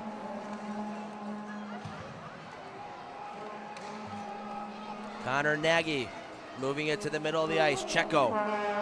It's the blue line. We'll get it in. Tomacek there to take it away from him. Bormanis will spin it right back up. And this one will end up going the length for an icing call. With 15:37 to play here in period number 2. Draw coming all the way back to the Sentinel zone.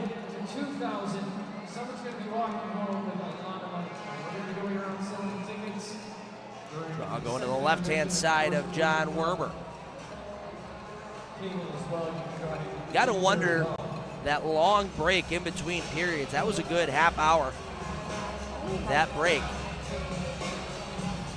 You got to wonder what that does to both teams. I mean, even though they were out there skating around with the kids, I mean, it's got to pull you out of the game just a little bit. I mean, it's almost like you're starting from scratch again. So anything you built up in that first period is kind of vanished.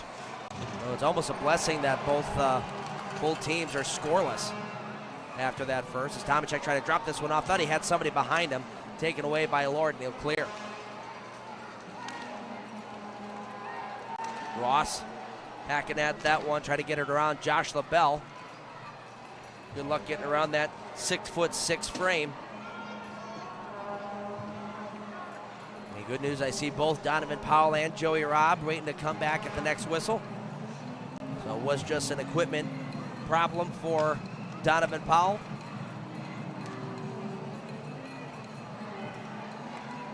Gagnon's pass gets redirected in by Graspy, takes a strange hop off the boards, comes to the side, stopped by Werber. Goodness gracious, that took a strange hop right where it says group tickets and ended up coming to the bottom of the circle, and Werber able to get back to the net quickly and make the save. So he stays scoreless here in Topeka as we step aside for a commercial break. What's in your decision to donate blood? More than you know. One donation can save lives and fuel research to save many more. A few moments of your time sparks moments like these. And these. Hope cures, empowers, and strengthens us. Hope is in all the moments that matter. And it's in all of us. Versity Blood Centers. Hope. It's in our blood.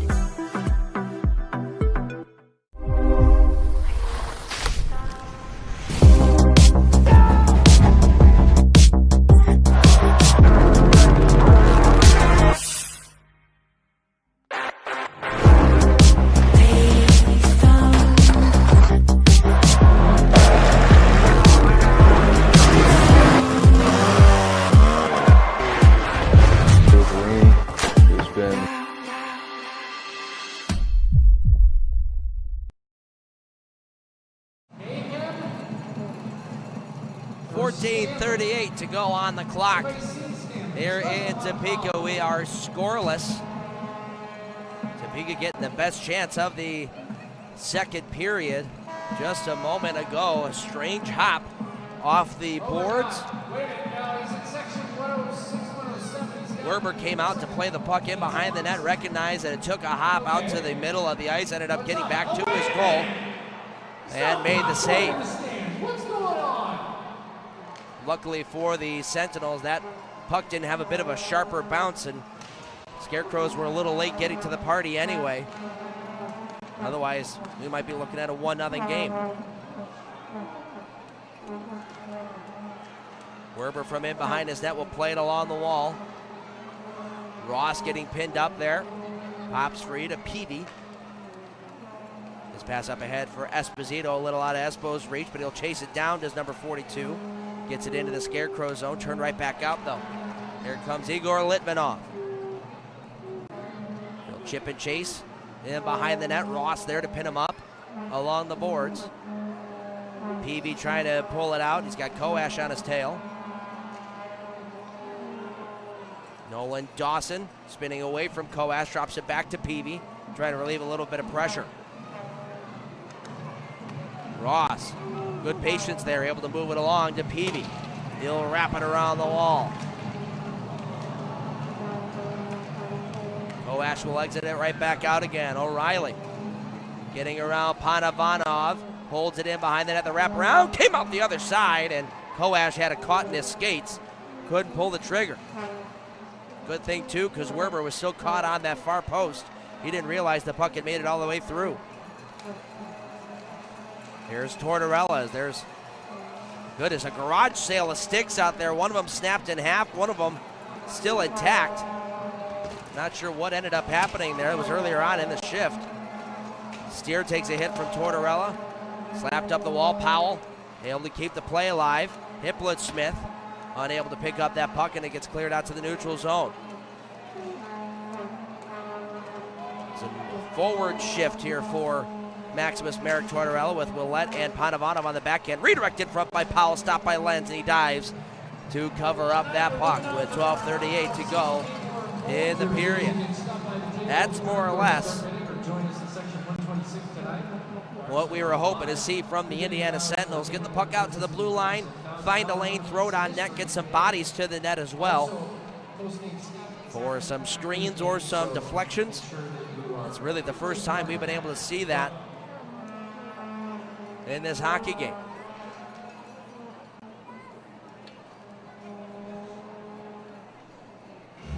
And a good question in the chat. No, he did not have figure skates on.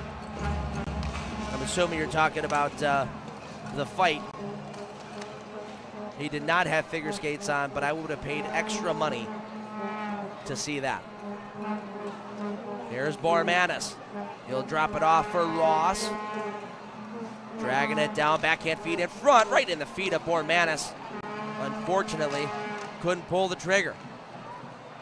There's Lord. He'll pull it off to the side. That centering pass goes all the way to the near wall. Gagnon at the blue line. We'll move it down to the corner. Ross trying to intercept the pass, but Lord overpowers him.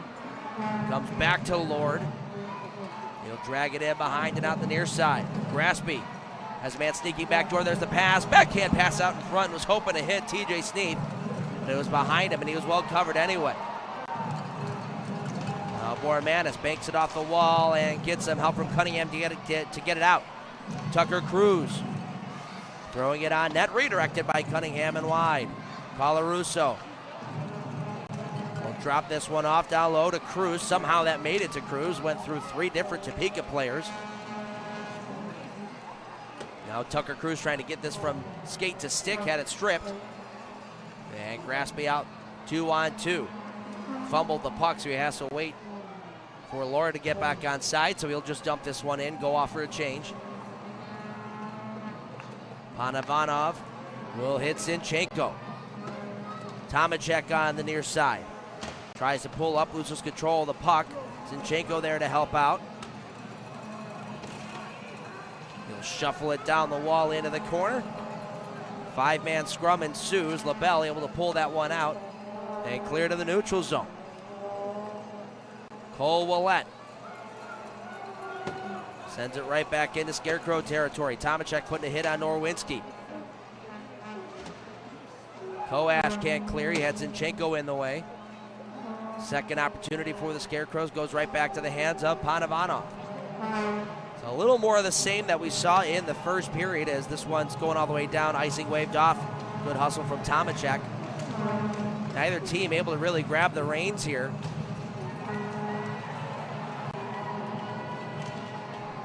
A battle for just in front of the Sentinels bench is now Esposito getting tied up with O'Reilly. O'Reilly's got his gloves off. Esposito hasn't had a chance to get his gloves off just yet. Those two boys were battling in front of the net. Esposito had O'Reilly almost by the waist. O'Reilly took the gloves off, wanted to drop him. Esposito really never got the chance.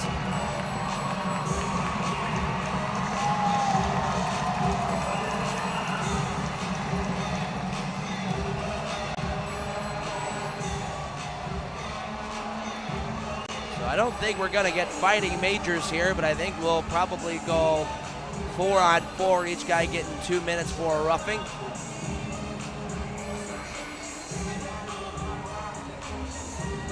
Yes, sir, it will be 4-on-4.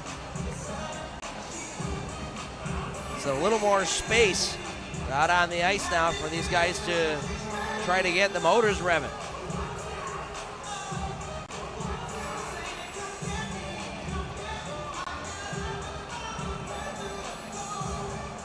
Maybe an extra penalty here to Topeka. Koikendall is coming to the box.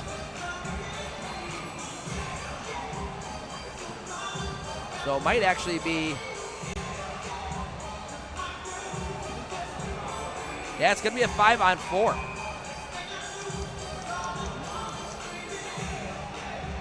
It's going to be a power play for the Sentinels. So another Haas Insurance power play coming up here for Indiana. Here's Cunningham with it.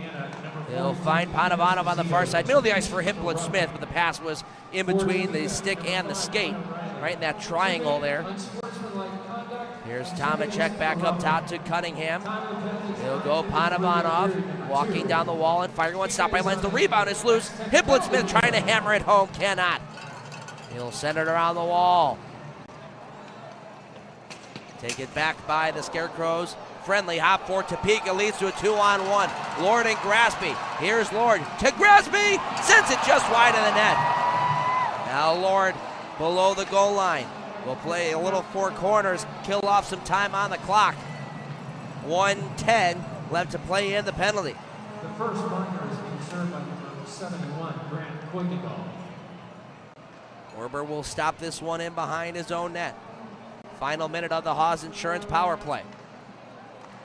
Here's Bo Zinchenko. Nice move around to check. Zinchenko moving it to Bormanis. He'll send it around the wall, picked off there by Gagnon. Zinchenko gets in his way. Turn over to the blue line. Colarusso back to Zinchenko on the wall. Bo Zinchenko looking at his options. Has Dawson in front. Back up top to Colarusso.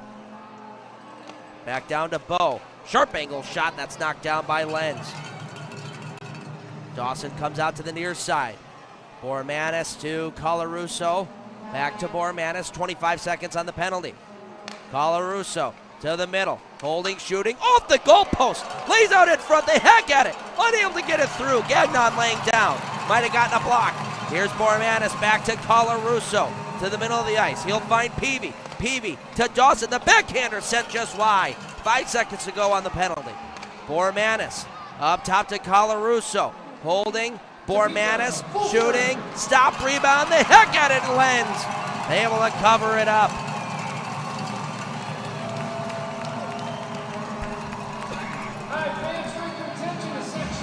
Very good power play finished up there by the Indiana Sentinels.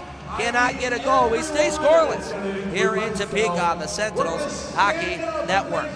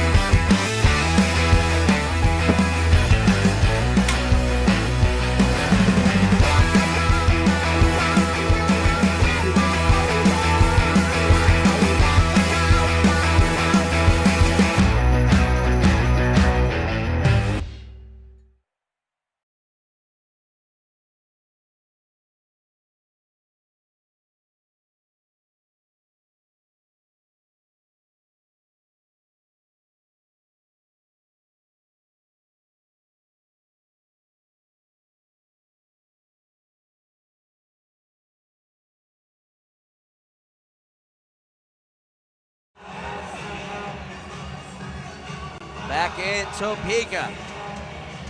8:02 on the clock. We stay scoreless, but a couple of really good chances. Thank you to the Y for keeping us fit and active and keep that heart rate going.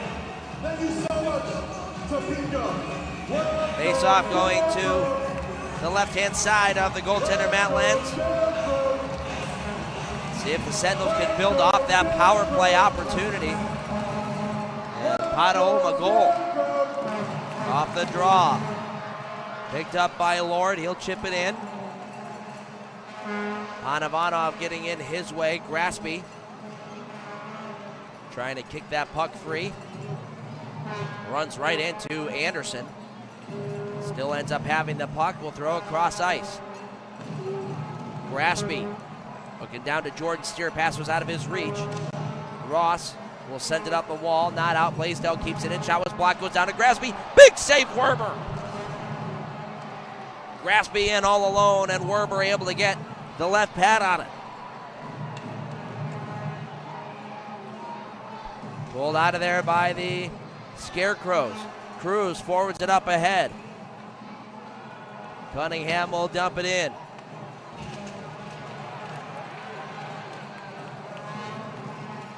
Trevor Lord gets some help from Litvinov to dump it in. Werber there to play it along. Can't get it past Litvinov. Pass out to the middle of the ice. Taken away by the Sentinels once more, and it's Tortorella. His shot, good stop there from Lenz. Tortorella got a lot on that. Was skating left and shot right, trying to get the goaltender out of position, and Lenz caught that one off the tip of the toe. Turn right back in. Tomacek moves it down low. Bormanis. He battles. He and Tortorella. Bormanis now out to the blue line for Blake Peavy. He'll walk in and shoot one. Tip just wide of the net. Back to Tortorella. He's hit there by Norwinski. Tomacek pulls it free. Haswellette nearly overskated at the point. The puck rolled over his stick. Scarecrows take it away and clear out to center ice where Max Merrick Tortorella will send it right back up again. Pass was red though, intercepted by Koash. Tortorella making up for that mistake. Poke checks it off his stick. Werber playing it along. Tortorella up the wall for Donovan Powell. He juggles that one forward. Hiplet-Smith carries on. Noah Hiplet-Smith pulling up in the near corner, dropping it out to Peavy. His shot goes right through the slot and out the other side. Dawson switching with Colarusso. Dawson up top. He'll fire. Redirected. I believe that hit LaBelle and didn't miss by much on the blocker side of Lenz. Oh, Peavy going off for a line change. Didn't realize the pass was coming. So the Sentinels have to regroup. Dawson gets the pass in the middle. Escapes one check. Leaves it off to Anderson. Back to Dawson. Couldn't get the puck to his stick. Hopped right over. Powell. Up to Colarusso. His shot blocked on the way through. Cleared out by the Scarecrows, and Smith will start moving up ahead. Avery Smith stood up. Nice job by Ivan Panavanov standing up. Avery Smith, who goes head over tea kettle. Puck rolls in on Werber, and we get a whistle stopping play. We'll step aside once more in the second period for a commercial break. 0-0 on the Sentinels Hockey Network.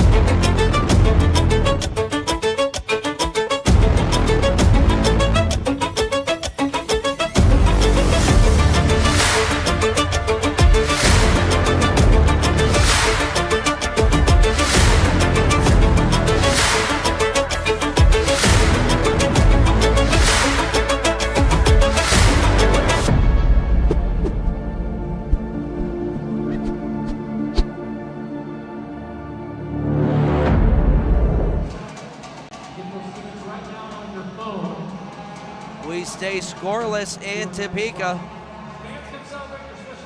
Sentinels have certainly upped the ante a little bit here ever since their power play. Right around the 10-minute mark. They are now out shooting Topeka 15-14. Topeka with only 3 shots recorded in this period so far. The Sentinels with 8. Off the draw, Anderson controls. He'll one-hand it out to center ice. Gets dumped right back into Sentinel territory. Werber there. He'll wrap it hard around the wall. Cunningham had a bounce over his stick. Held in by the Scarecrows. Graspy in behind the net. He'll start moving out to the top of the circle, turn around and throw a shot. That deflects off a leg and well wide. Zinchenko clears. Cunningham gives chase. LaBelle gets there first. Had to fight through Cunningham in order to get that pass across. Nice job by number 63 to make LaBelle work a little extra harder as Werber snaps this one out of the air. 4:12. Excuse me. 4:12 left to go here in the second period. Apologize for my voice again. It's a little better than yesterday, but still not great. I'm going to croak my way through it once more.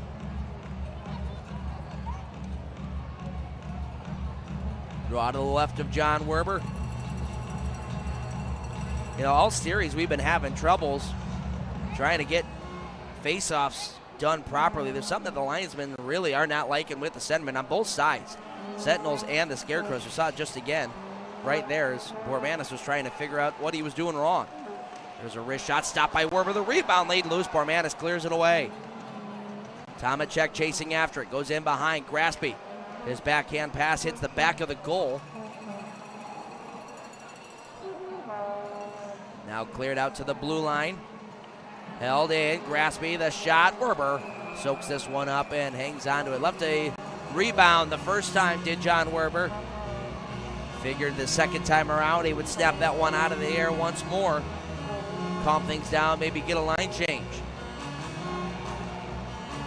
That is exactly what we will get with 3:39 to go in period 2.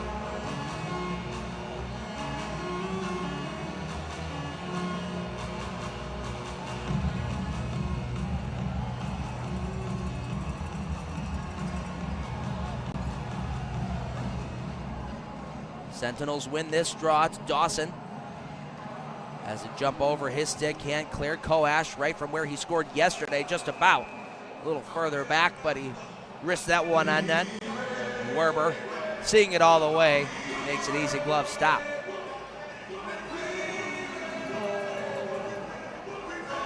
Scott Koash getting goal number 32 in yesterday's game. Like I said, right from a similar area. That was on the power play. He snapped it right past the glove of Cooper Olsen. Look out, this one deflects off of Panavanov and into the seats. So we'll get another draw inside the Sentinel zone.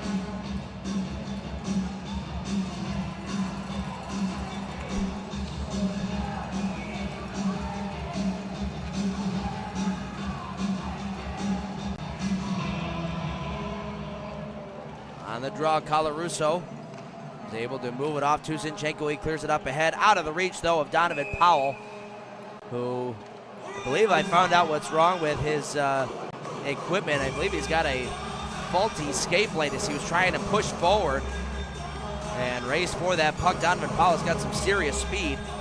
Really couldn't get the gallop going there, so it might be that he's got a rut in his skate.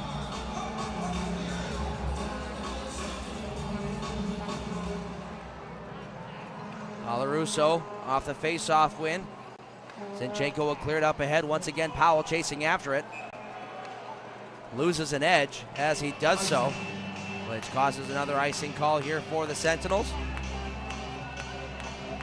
Practically the same play there for Indiana. A bit of a stretch play.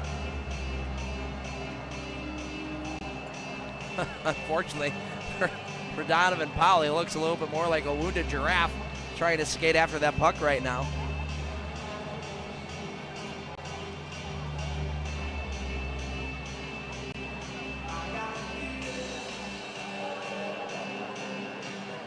Nice face-off win to the Scarecrows. Shot gets blocked on the way through. Goes off their own man. Look out, a little friendly fire there.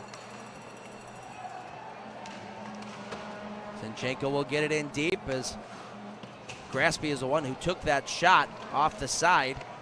He's laboring a little bit as he battles. Zinchenko. And look out, Graspy gets hit hard there by Panovanov. Graspy was going down to the ice.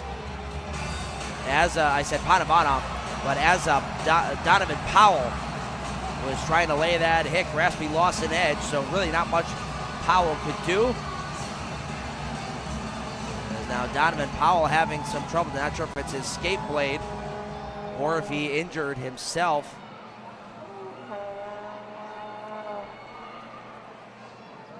Gonna need a little help going to the Sentinels bench as the trainer, Ali Trosper, comes out to help Donovan Powell, who, realizing there's 2:42 left to play in the period, is just gonna end up heading off the ice.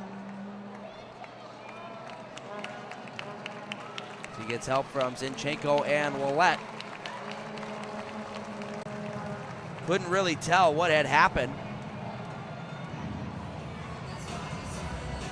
You know, with a Zamboni door there, it kind of, the ice kind of slopes down a little bit. It's time for East Electric Power. It's a somewhat dangerous play, or a somewhat dangerous area. Might get a stick caught, or I'm wondering if maybe Powell got a skate caught in there and maybe twisted his leg around a little bit. But in any case, Powell's going to get a penalty there anyway, and it's a Powerade penalty kill for the first time in this game. It's going to be a boarding call on Powell at 2:42.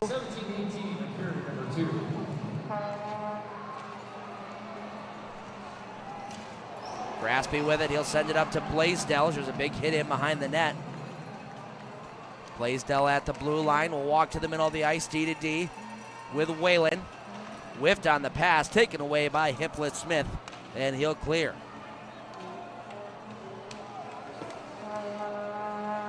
Forecheck here from Bormanis, screws up the breakout a bit for Topeka.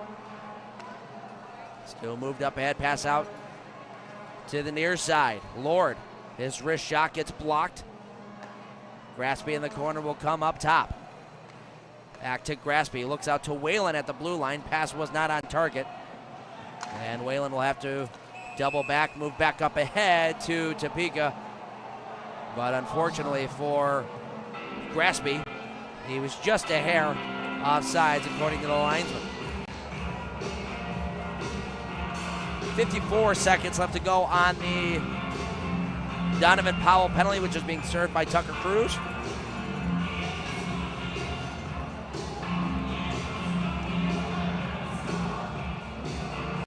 Zinchenko, Tomacek, Colarusso, and Ross, the penalty killing unit.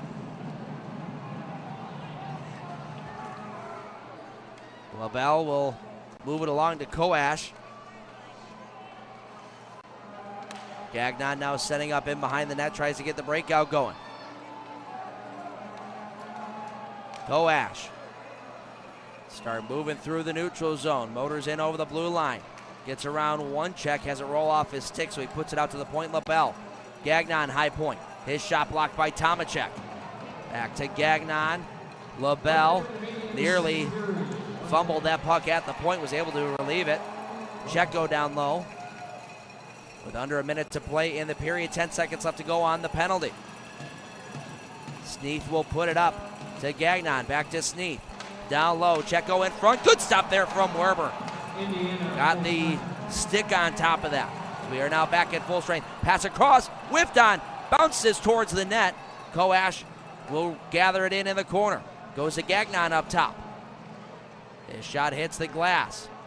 Picked up by Tucker Cruz. Curls away from Scotty Koash. Cruz now thrown into the boards from behind by Koash. That's going to be a penalty on Topeka. Cruz gets right back up again, still holding on to the puck. Ross through the neutral zone. Finding Colarusso as the final couple seconds getting ready to tick off the clock. Colarusso redirects it in. Maybe a chance for a shot here. Last second, leaving it to the point, or to the slot, excuse me. Cunningham had that puck fumbling on him. I'm not sure if that goal would have counted. But a good setup there from Colarusso to find Cunningham coming in late.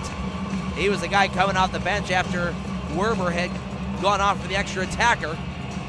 Unable to finish it, so we stay scoreless through 40 minutes of play, but the Sentinels will have a Haas Insurance power play, a full 2 minutes on fresh ice when we come back.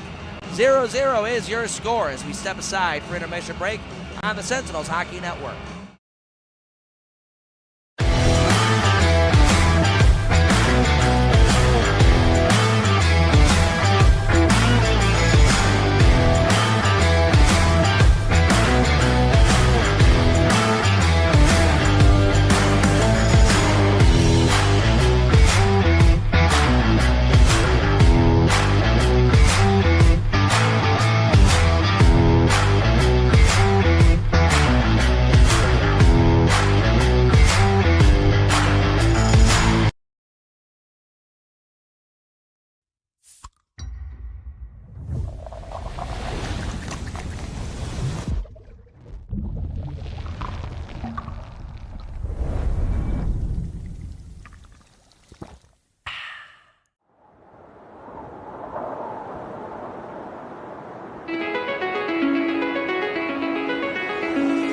It's calling me. Like the rainbow. It's calling me. Like the rainbow. The rainbow.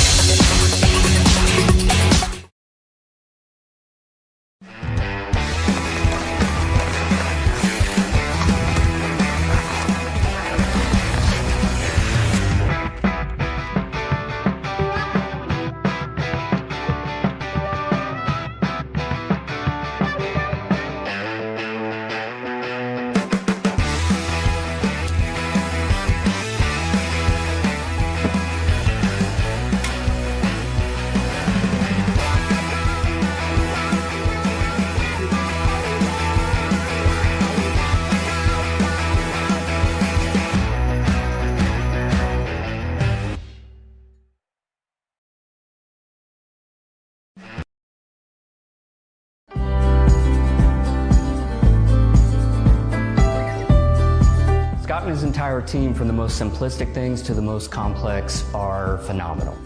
They're informative, responsive, and something that's important to me, they're honest. As a business owner myself, I know how important it is to protect your livelihood. I'm Scott Weatherford, owner of Richard Hawes Insurance. Give me a call today and we can chat about how an independent agent can save your business money.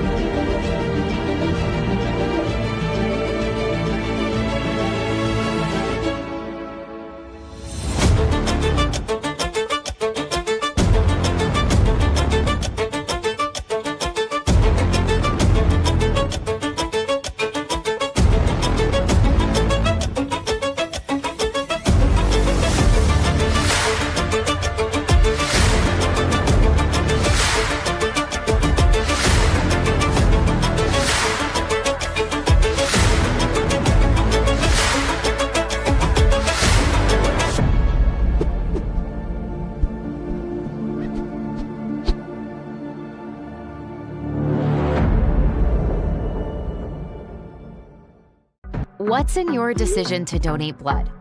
More than you know. One donation can save lives and fuel research to save many more. A few moments of your time sparks moments like these.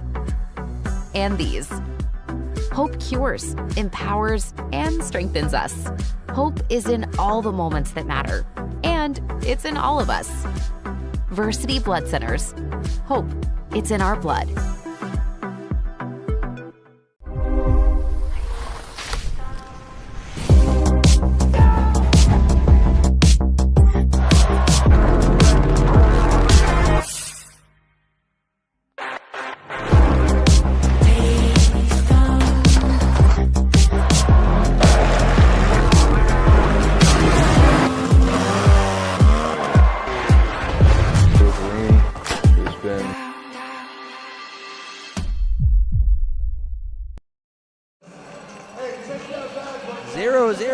Score here in Topeka through 40 minutes of play.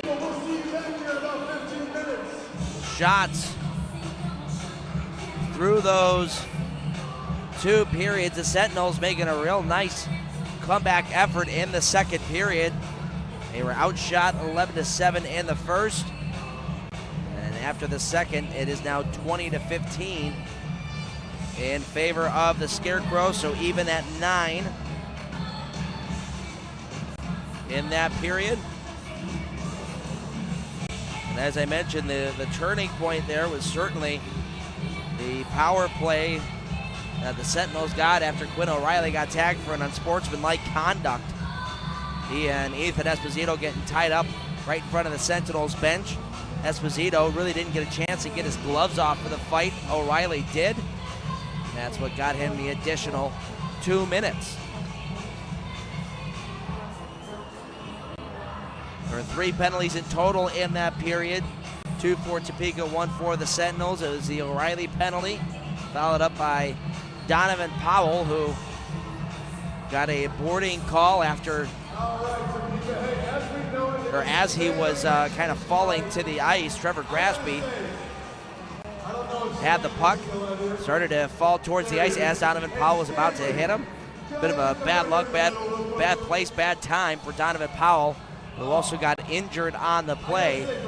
Needed some help getting off the ice. We'll see if he comes back for the third period. But at the very tail end of the period, Scott Coas with a boarding call on Tucker Cruz.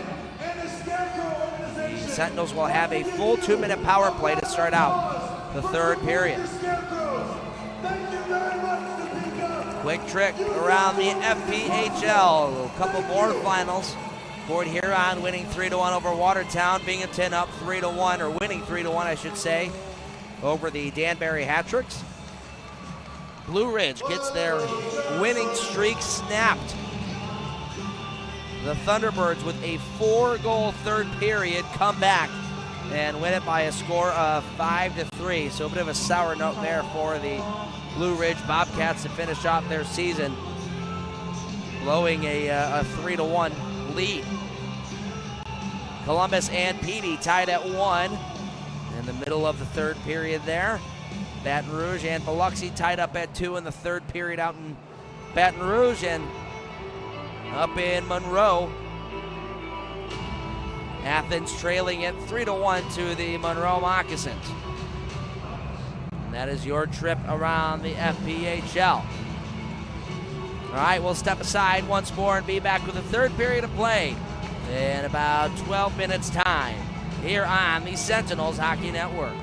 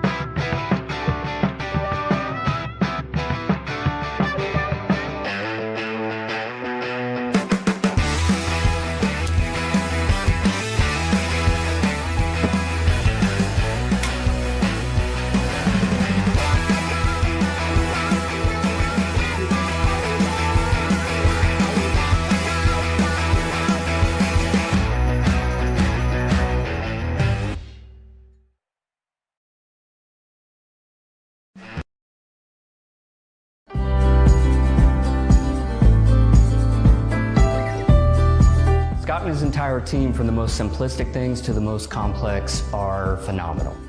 They're informative, responsive, and something that's important to me, they're honest. As a business owner myself, I know how important it is to protect your livelihood. I'm Scott Weatherford, owner of Richard Hawes Insurance. Give me a call today and we can chat about how an independent agent can save your business money.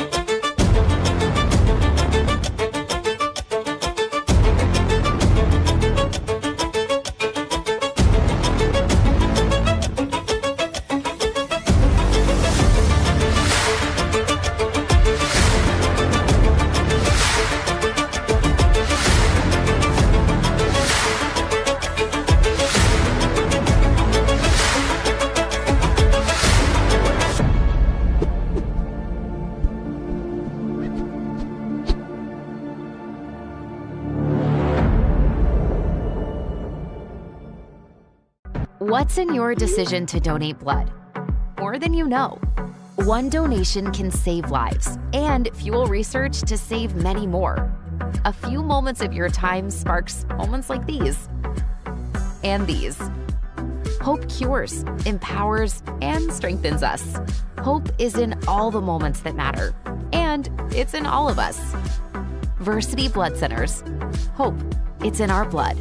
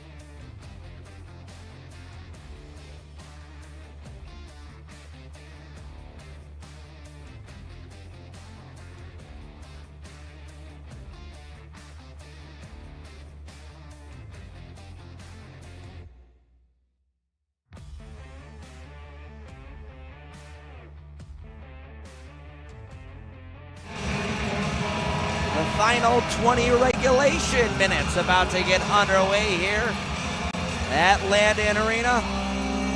0-0 is the score.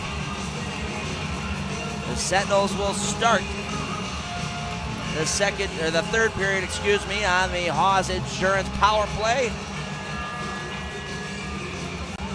And after the last power play opportunity that they had, with a fresh sheet of ice in a full 2 minutes, I would expect these boys to be zipping it around. Shout out Romeo Terrain, tuning in from home.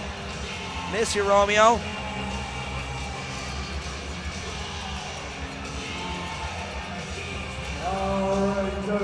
And I do not see Donovan Powell on the bench. So it looks like he will not return for the remainder of the game, as we are underway here in the third period, which is, as always, brought to you by Ryan Furr Creative. Zinchenko dropping it off to Colarusso. He'll give it back to Zinchenko in the corner as we get set up on the power play. Minute 40 left to go in the Haas Insurance power play. Colarusso leaves it up to Peavy. He'll wrap it around the wall. Dawson curling away from a check, lost control of it, tried to jam it home on the short side.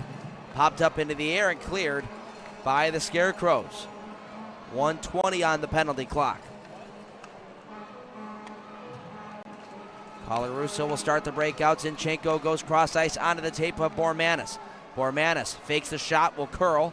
Looks cross ice to Colarusso at the blue line.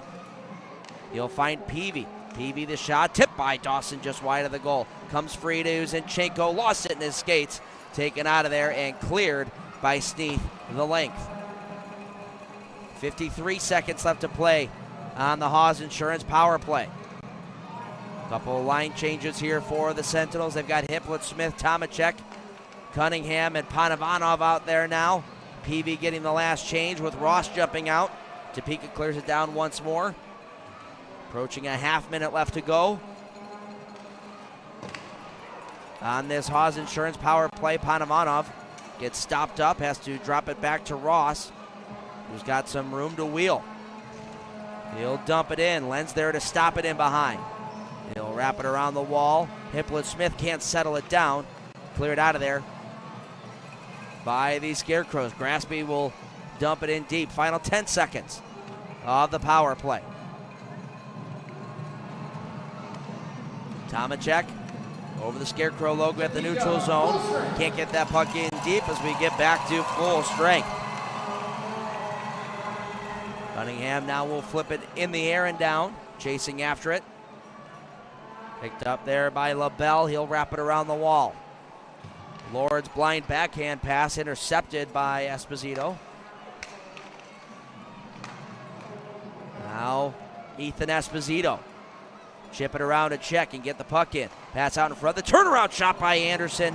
Then game number 250 gets stopped by Lenz. Panovanov stripped of it by Koash, but gets it right back in front of the Topeka benches. Puts the puck in deep. Trying to wrap that puck around, ended up hitting the referee. Drops to Kraus. He'll go to Peavy at the point. His shot, save made by Lenz through a screen in front of Esposito. Rebound pops free. Cruz in the corner, has Esposito in the slot. Elects to go up top for Peavy. His shot sticked out of there by Lenz. Peavy is 2 points away from having 100 in his career. He's been ripping the puck here tonight, trying to get both of those points. Here's a pass out from in behind the net. Lenz getting in the way of that, and cleared out by the Scarecrows. This one will end up going on goal, so played along by Werber. Peavy directing some traffic. Wants Willette to come back so Peavy can go for a line change.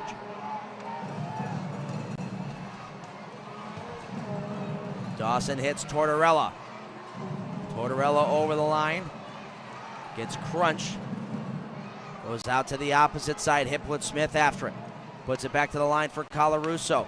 Here's Nolan Dawson. Give and go with Colarusso, but that caught up in the skates of Checo.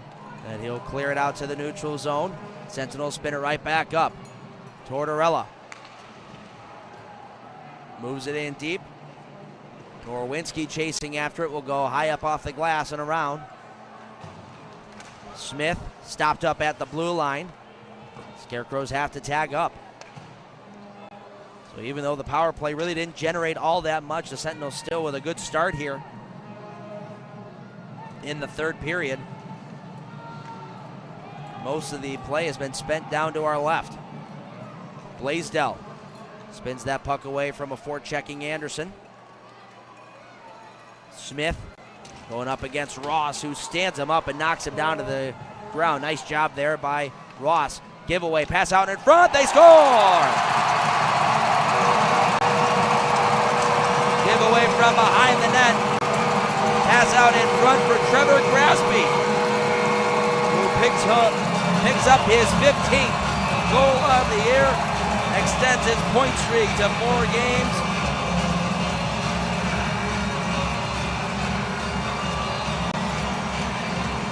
And Topeka breaks the ice. It's 1-0.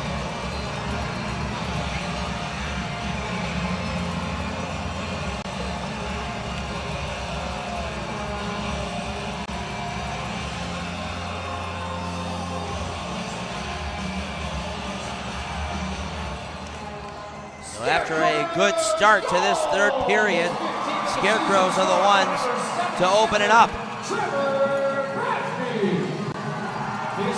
A tough play in behind the net. Ross was just trying to throw it in behind to his defensive partner. Got intercepted. All alone in the slot there was Grasby, and he put it off the post and in. Scarecrows have the opening goal of the game. Here's Lord at the point. His shot kicked out by Werber. Good hard shot there from Lord, and Werber able to get in front of it as he blockers that one away as well. Cunningham will move it out to Colarusso. Bormanis fakes a shot, gives himself a little time, ends up going down to the corner. Colarusso can't get it past LaBelle. LaBelle will float it forward. Bormanis trying to get a stick on the puck, ends up getting enough of it to send that O'Reilly shot wide. O'Reilly picks up his own rebound though, looks to the middle of the ice. Koash handled the puck there. And now the Sentinels, Tortorella, 1-on-2. Can't get this puck in deep. Turned right back by the Scarecrows. O'Reilly to the late man. And Litvinov. He'll move it in behind the net. Koash chases after it. He'll grab it and pop out the near side. Curling back. Litvinov ran into Panovanov, and Dawson now on the far side. He's able to protect the puck enough to move it along to Willette. Panovanov will clear. That pass was well behind Dawson. It ends up going down for an icing with 13:27 to go. Luckily for the Sentinels, they'll get a commercial break to catch their breath. It's 1-0 Topeka on the goal from Trevor Grasby here on the Sentinels Hockey Network.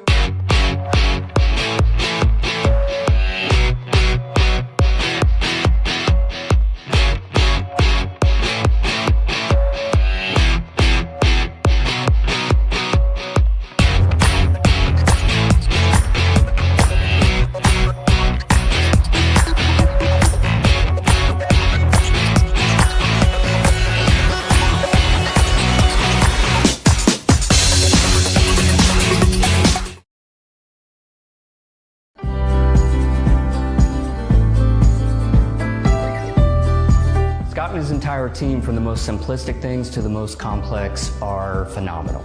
They're informative, responsive, and something that's important to me, they're honest. As a business owner myself, I know how important it is to protect your livelihood. I'm Scott Weatherford, owner of Richard Hawes Insurance. Give me a call today and we can chat about how an independent agent can save your business money.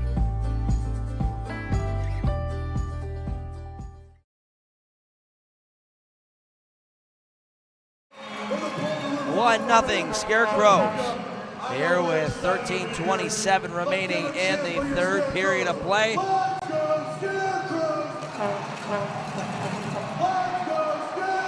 were able to cash in on a turnover from behind the net. Pass out in front by Trevor Lord. Found Trevor Grasby, pardon me. And He didn't make a mistake for his 15th goal of the year. Dawson has it along the wall, couldn't get it to his forehand to clear it, turns it over, Blaisdell the shot for the point. Sails wide of the net, bounces out to the near side where Tortorella will carry it in. Gets stood up just inside the line. Sent right back out again by the Scarecrows. Panovanov with some space. He'll take that and get in. Around one, check to the middle of the ice.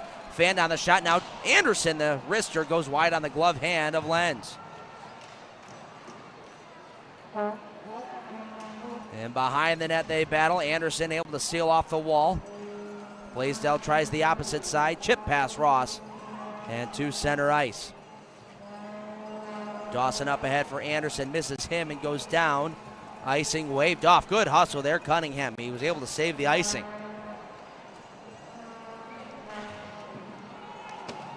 Dumped into the Sentinel zone. Koash beats Colarusso to the puck. Zinchenko unable to get it out the first try. Hippolyte-Smith does on the second. Now Colarusso up ahead for Hippolyte-Smith. On the backhand, the shot stopped by Lenz, not once but twice. Colarusso pulling up, moving it to Cunningham. That shot hit his stick and sailed well wide of the goal. Cleared out to center. Around a check, driving to the goal. O'Reilly shoots it high and wide. Another try from the point, this time from Gagnon. Werber gobbles it up and he'll hang on with 11:49 to go. Good power move there from Noah Hipwood-Smith, driving right down the middle of the ice, getting to the goal. Couldn't get any elevation on that. Tried to beat the goaltender through the 5-hole. Lenz shut that down.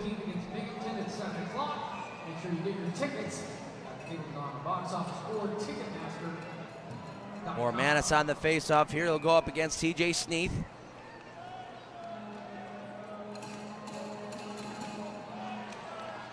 Tie up on the draw. Sentinels win it back thanks to Tomacek coming in from the wing.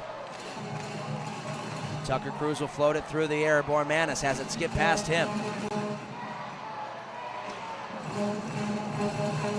Cruz back in his own end, goes off the glass and out to center. Bormanis trying to settle that bouncing puck down. Finally, it ping-pongs to Panovanov.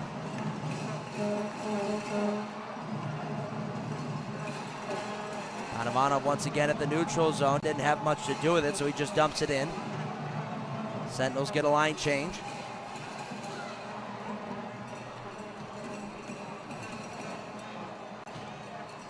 LaBelle from in behind his own net will set it up and allow time to tick off the clock a little bit, waiting for Esposito to chase after him, which is exactly what Espo does.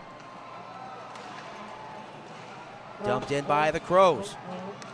Wraps around to the far side, Checo. Stood up there by Colarusso, who forces it free and pokes it out to the neutral zone.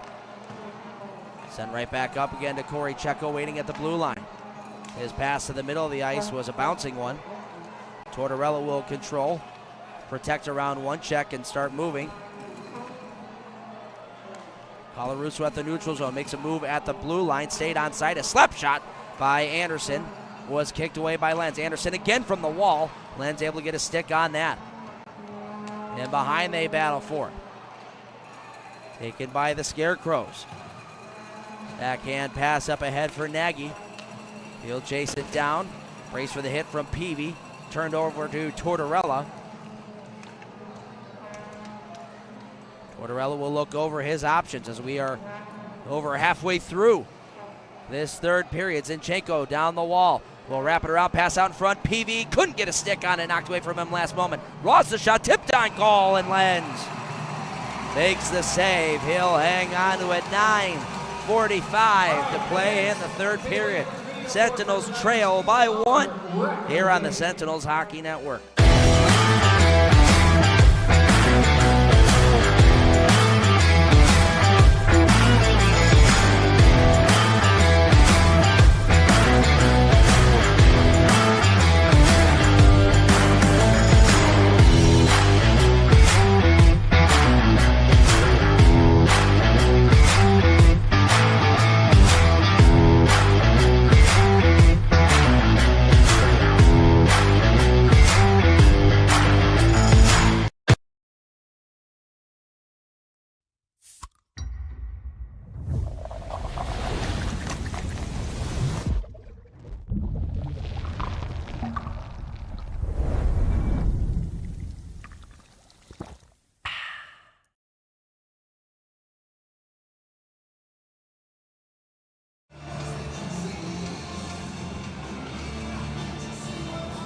1-0 Topeka on the Trevor Graspy goal.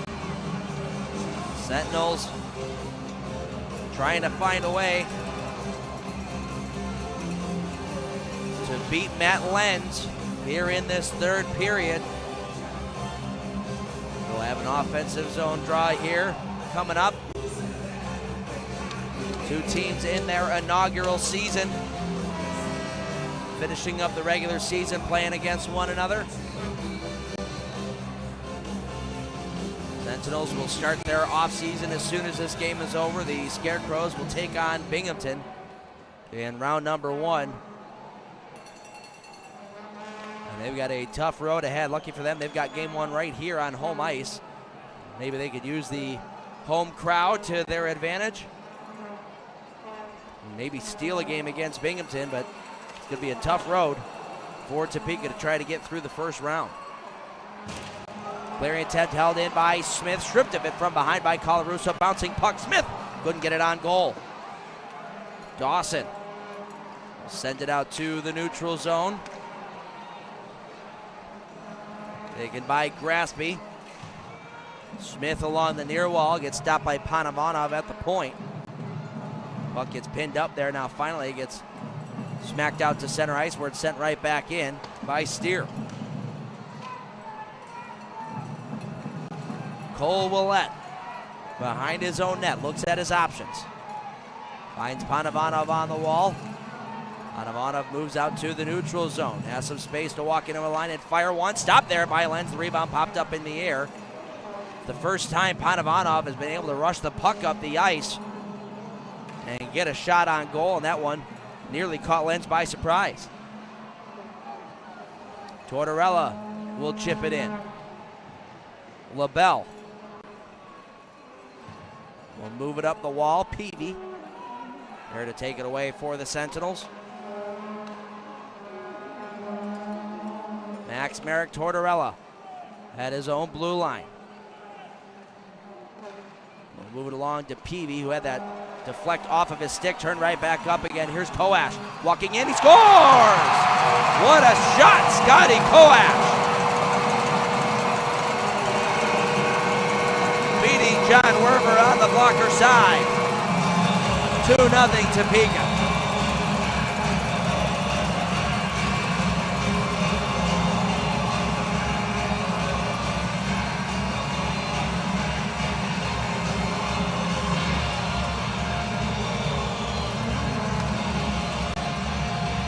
Sentinels unable to get that puck in deep at the blue line.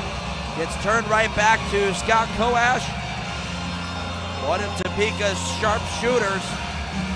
He gets his 33rd goal of the year, now has goals in 8 of his last 10 games heading into the playoffs. Koash had an 11-game point streak that was snapped on Thursday. Now has points in 13 of his last 14 games.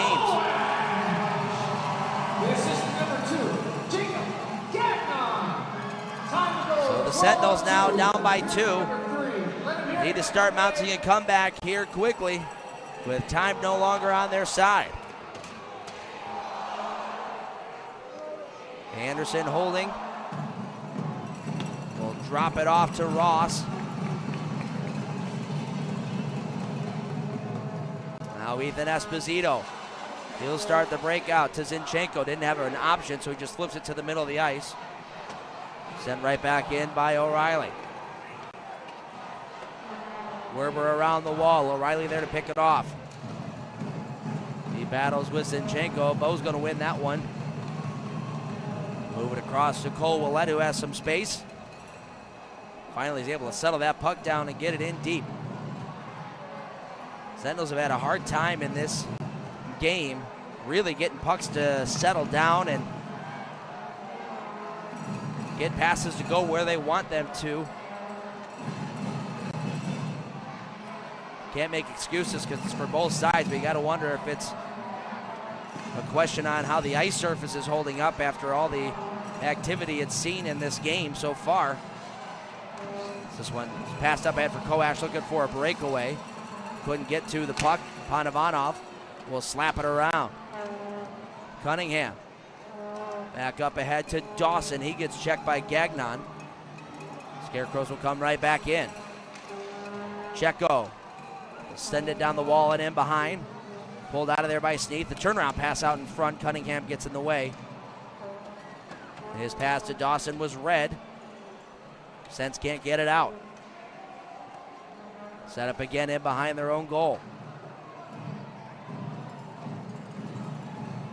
Ivan Panavanov will move it along to Bormanis.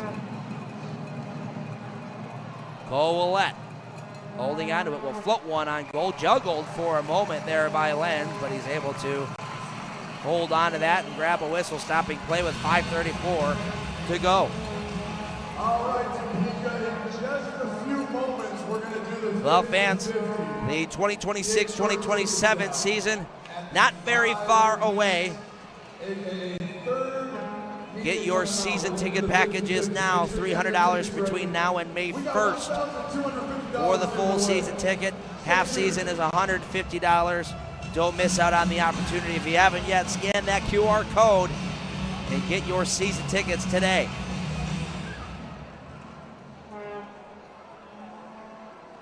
LaBelle has it in behind his own net. We'll go D to D, and Gagnon will skate out to center. Getting in over the Sentinel line. Gagnon around Willett, in behind the net. He'll hold on to it. Pushing it out to the blue line. Graspy holds it here. Lord goes right back up top for Graspy. His long shot, nobody in the vicinity other than Werber. That's an easy stick save. Now Graspy, his pass for Lord. A little too hot to handle. And out to center ice it goes. Colarusso. We'll move it around to Tomacek. That pass for Merrick Tortorella was behind him. Not much he could do there. Now Hippolyte Smith. There you see right there, Hippolyte Smith was trying to settle that puck down, leave it for Panavanov, but it got caught up in some snow. Hippolyte Smith just had to take it himself. At this point, rather be safe than sorry. If we don't have to move the puck, don't. Don't overhandle it if you don't need to, as this shot gets gobbled up by Werber, and he'll hang on to it.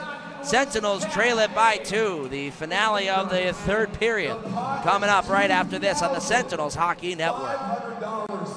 Vitamin water helps keep me hydrated. Encore. After encore. After encore. Next thing you know, it felt just like this. Come on. Vitamin water from New York.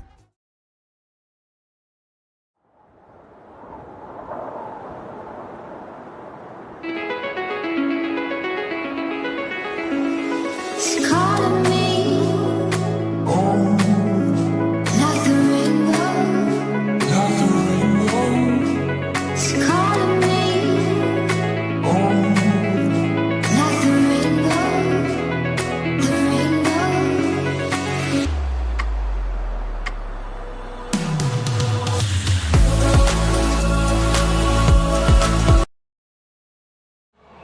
5-2-1-2. Sentinels trail it by 2. Need to find a way to mount a comeback here. They've got 4:22. Try to get 2 goals up on the board. All right, fans, take a look at the video board for tonight's save of the game. Draw will come to the right-hand side of John Werber. Should the scores stay the same, we'll keep an eye on him around the 2.5-2-minute mark to see if he maybe goes off for the extra attacker. Draw's going to go to his right. Hippolyte Smith on the face-off here, going up against Corey Checo. Checo will win it, but the defense for Topeka were outside the zone, so they'll have to tag up. Ross from in behind his net. Tape to Hippolyte Smith. He'll chip it up ahead, kick it to his stick. Unable to move that to Cunningham like he wanted to. Gets pinned up along the wall. Cunningham trying to pull it free. Scarecrows want that puck to stay there as long as it can to kill off a little more time. Finally cleared out by Litvinov. This won't have the legs to go down. Too much snow on the ice.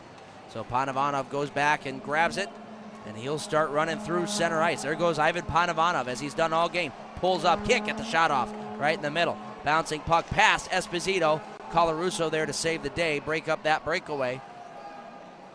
Got a stick on it, knocked it in deep. Phil Tomacek will drop it back. Colarusso to Panovanov, back across for Tomacek, hot pass. Couldn't corral it, and deflects off of Dawson now and into the Sentinels bench with 3:16 to go here in the third period. After the game, you can win these game-worn jerseys by bidding on the color course or getting them over there in the stands. We'll see you there. Draw will be at center ice. Don't forget that buy them now for $1,000.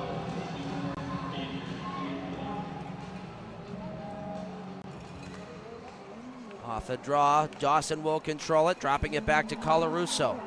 He goes D to D for Peavy. His pass to Bormanis. Koash able to strip it from Christers. Bormanis, and he'll dump it in deep. Peavy chases this one down and sends it out to center ice. Tomacek leaving it for Peavy across to Richie Colarusso over the line. On sides are the Sentinels. Dawson tried to extend that leg as much as he can with his big old 6'5" reach. Here's Koash, a drag move around Peavy, walking in, couldn't get anything on the shot. Nolan Dawson will pull it back, allow his teammates to get some changes. Peavy will look over to Tortorella. Tortorella cutting to the middle of the ice, gets in over the line. Whiffs on the wrist shot there at the tops of the circles, and it's cleared. Back to the Sentinel zone. Werber was heading off the ice, but the Sentinels unable to get that puck in deep. He had to go back. Werber waiting for the call, not yet. Everett Thompson wants control in the offensive zone first. Tortorella will knock this one down and hang on to it. Ivan Panovanov. Back across to Maximus Merrick Tortorella. He'll dump this one in. Played by Lenz. There goes Werber to the bench. Wrapped around the wall. Ross able to seal it. Extra attacker out there for the Sentinels. Anderson gets back up to his feet as after he collided with Ross. He gets pinned up along the wall. 6-man, now 7-man scrum trying to pull that free. LaBelle pinning it up along the wall, not allowing it to get free. Zinchenko trying to kick it free. So is Tortorella. Good job, though, by the Scarecrows to sit on top of this puck, not allow it to get out. Now finally turned towards the net. Goes off the side of the goal into the blue line. Panovanov shot, bounces around. Zinchenko had it at his feet. Couldn't get the puck on net. Cleared all the way down by the Scarecrows and off the post. 2 nights in a row. They clear it and it goes off the pipe. Back for Cunningham.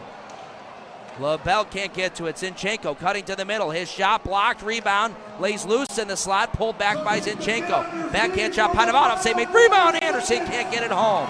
Under a minute to go. Cleared up the wall and all the way down. PV chasing after it. Icing is called with 34 left to go on the clock. Fans after the game, don't go anywhere. We've got a special message from the Indiana Sentinels that they want to express to their fans. So once the game is over, stick around for the post-game show to hear from your favorite Sentinels as the Indiana Sentinels take their timeout with 34.8 to go. Thank you to everyone. Tonight's attendance, 6,000. Got to win a draw here if you're Indiana. Get bodies to the net. Wouldn't be surprised if you saw a left-handed shot since the draw is in the left circle. Wouldn't be surprised if you saw a left-handed shot right behind the centerman and try to let one go right off the draw.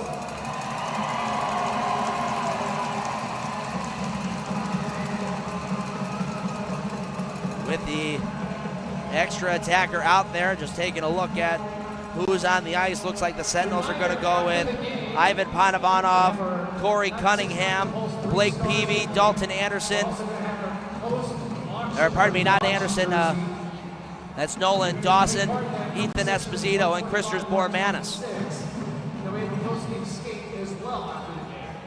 And if you like what you saw, So Esposito, the left-handed shot, he is going to go directly behind Christers Bormanis. tickets at Cable Box Office or Ticketmaster.com.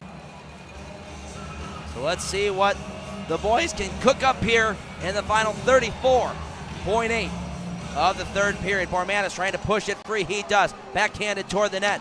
Comes out to the neutral zone where Peavy will gather it in. He'll find Dawson. He'll send it in deep. Wrapped around hard. Bormanis after it with 20 on the clock. Clearing attempt. Dawson gets in the way of that. Bouncing puck getting toward the goal. Sentinels can't get to it. Cleared out by Topeka. And down all the way, icing.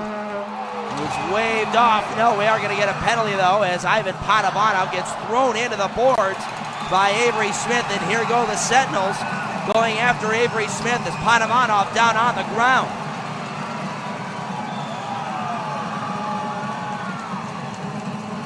Christers Bormanis and Blake Peavy going after Avery Smith. Same with Cunningham.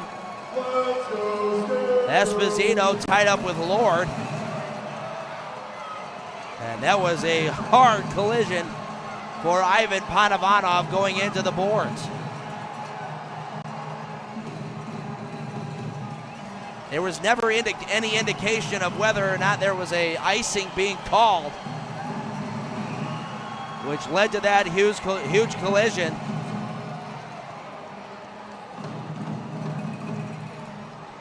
And this is why that rule was invented. It used to be that you had to touch the puck for icing. You race until the first man touched the puck. Now it's a race in what's supposed to be the tops of the circles. Fans, a little moment of silence, please. Panovanov getting looked at by the trainer, Ali Trosper. Seems to be favoring that right side, Panovanov.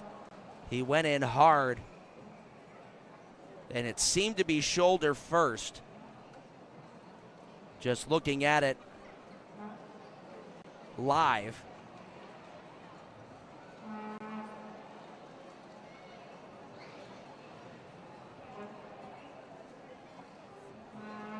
Ivan now needing some help to get up to his feet. Having a whole lot of trouble. So he gets some help off the ice, and a round of applause from this near capacity crowd. 3.8 to go on in the game.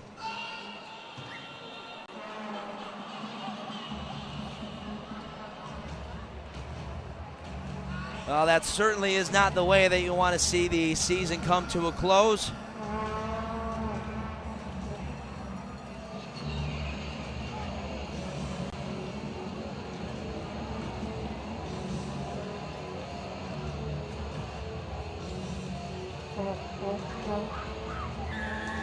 And we'll give an update on Ivan Panovanov as soon as we can. There is going to be a penalty to Avery Smith. It is going to be a 5-minute major for boarding to Avery Smith, so not much good it'll do us now, but good to see that the bad hit was seen by the referees.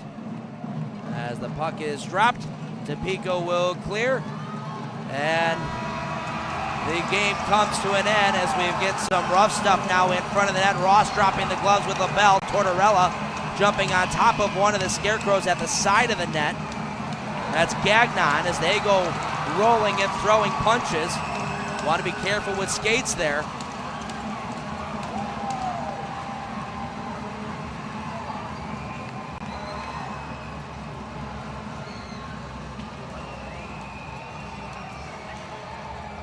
Everybody gets up. Ross still wants a little bit more of LaBelle. Linesmen are going to get in the way of that. Say absolutely not, no more.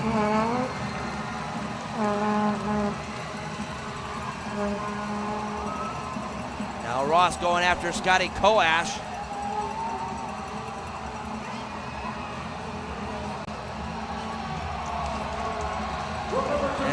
do it.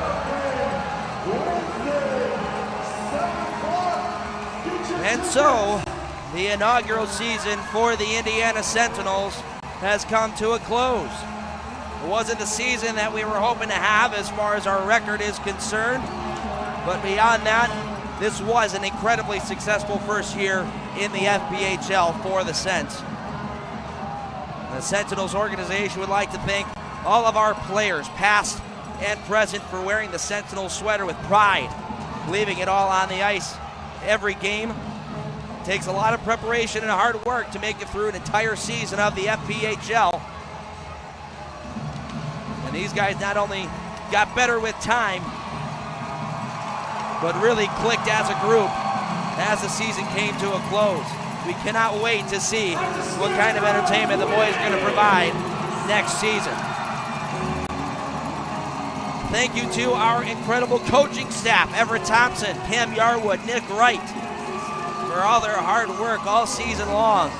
Special shout out to Joey Robb, our equipment manager and arguably the hardest working guy on any game day, who is also 0-4 in his coaching record this season. We salute you all for your service.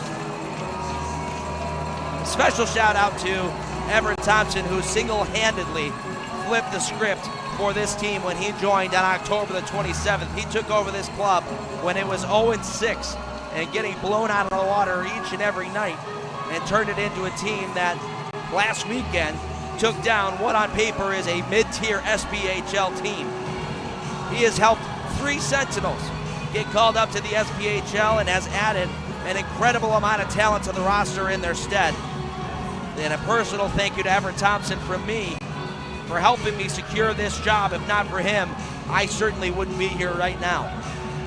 To our rink staff at home, all of our volunteers, the off-ice officials, Colin Fiol on the PA, Eve Grant on social media, our national anthem singer, Anna Kruger, Levi Pollard, Mason Henry, Veronica Fazio, Jessica Peplor, everybody else working at the rink. If we didn't say your name, we apologize, but we thank you for everything that you've done. Our training staff, Tim Lappin and Jen Pruitt, our booster club, you've been incredible all year long. Thank you for all you do to support us and make sure that we're being taken care of. A big thank you to our sponsors. Without your support, we wouldn't be here today. We look forward to working with you all next season. To our bus drivers, Brad Williams, Carrie Dalton, for always seeing us safely to our destinations and working around any possible issues with our bus that have popped up. To the Ryan Furr creative team and everyone else involved in the broadcast, including Ryan Furr, Jordan Vickers, Thomas Boyles, Ethan Evans, Alex Martin, Christian Totten, and everybody else over at Ryan Furr. A special shout out to the one and only Jim Mirabello for being the soundtrack to this team for their opening season and welcoming me into the broadcast booth with open arms. To our ownership group, thank you for all of your hard work in a successful opening season with the Indiana Sentinels. There were plenty of ups and downs along the way, but they were handled with grace and with dignity. It started out with the Campbell brothers, Gavin and Garrett, who got the ball rolling, and now Ryan Furr, who has helped the Sentinels throughout the entirety of the season and is beloved throughout the greater Columbus, Indiana area. He's going to help the Sentinels grow and prosper both on and off the ice. The biggest thank you is saved to our devoted fan base. You have stayed by our side through thick and thin. We know there were times this season when things looked pretty bleak. Your passion and your support are a major factor of why we were able to get through those times. You filled up the ham each and every night, tore the roof off the building for your Sentinels, and we can't wait to pack the ham with you next season. A personal thank you from me for welcoming me to the team and tuning in to every game.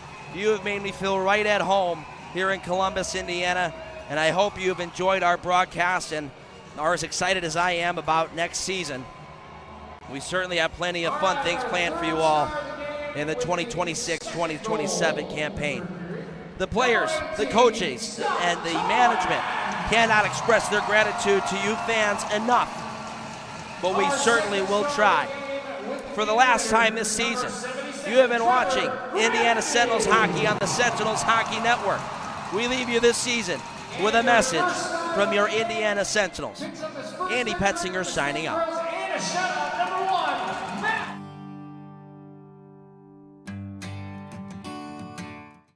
Hey Sentinel fans, Ever Thompson. I just want to say thank you again for an incredible first season here.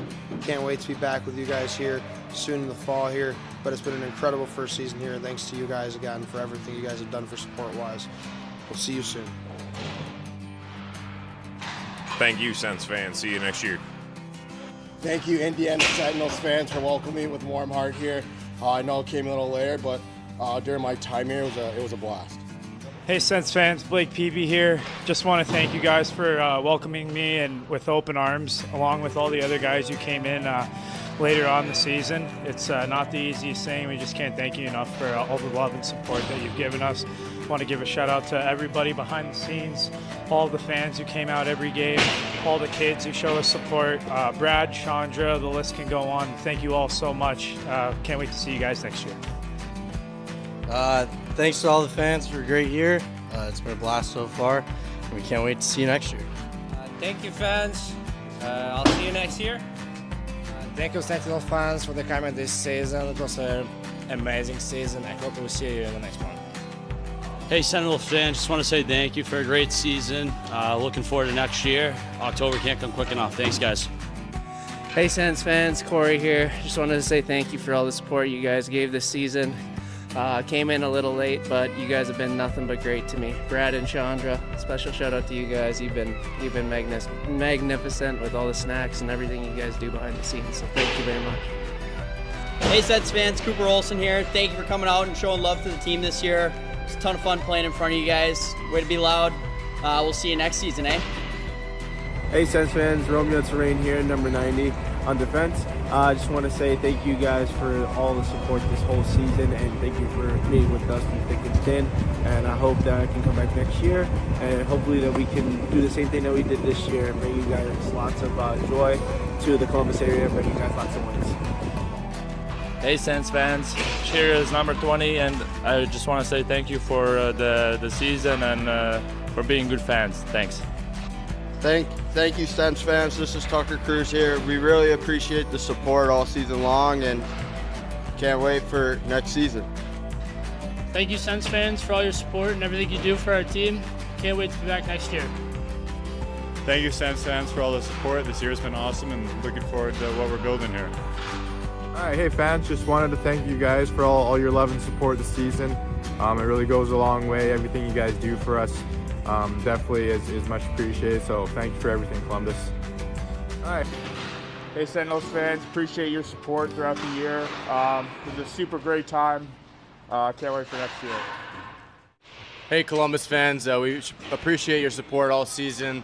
You guys have been amazing to us, true and true all the way, and I look forward to next season. Thank you, Sentinel fans, for an amazing year. Thank you guys for cheering us on. It's a blessing, and hope you guys do all good. We'll be back next year to get it done. Hey fans, appreciate you for supporting us for the season. Can't wait for next year. Hey Sens fans, thanks for supporting us all year. Hope to see you next year. Thank you, Columbus, for supporting us all season. Looking forward to next season. Thanks, guys. Hey Sentinels fans, Noah Hippolyte here. I just wanted to give you guys a nice and short thank you for this whole season. You guys have been nothing but supportive, and you make our small home feel like a big home. So again, I just wanted to say thank you to all you guys out there. Hey Sens Nation, thank you for all the support this year. It means the world to us, and I can't wait to be back at the Hamilton Center in October. Thank you. Hey Sens fans, thanks for a great season, sticking with us through thick and thin and all of the ups and downs. It's been awesome getting to know this community, and I can't wait for next season. Thanks.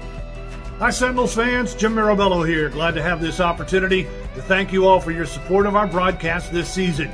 For those of you tuned in and those I've had the pleasure to meet, bringing you the home games at the Hamilton Community Ice Arena, your enthusiasm has been fantastic and memorable. Special thanks to Ryan Furr and his entire team at Ryan Furr Creative for making our broadcast possible. Thanks also to Andy for his professionalism and enthusiasm that he brought since coming on board. You all were part of creating a very dynamic and exciting atmosphere for Sentinels home games this season.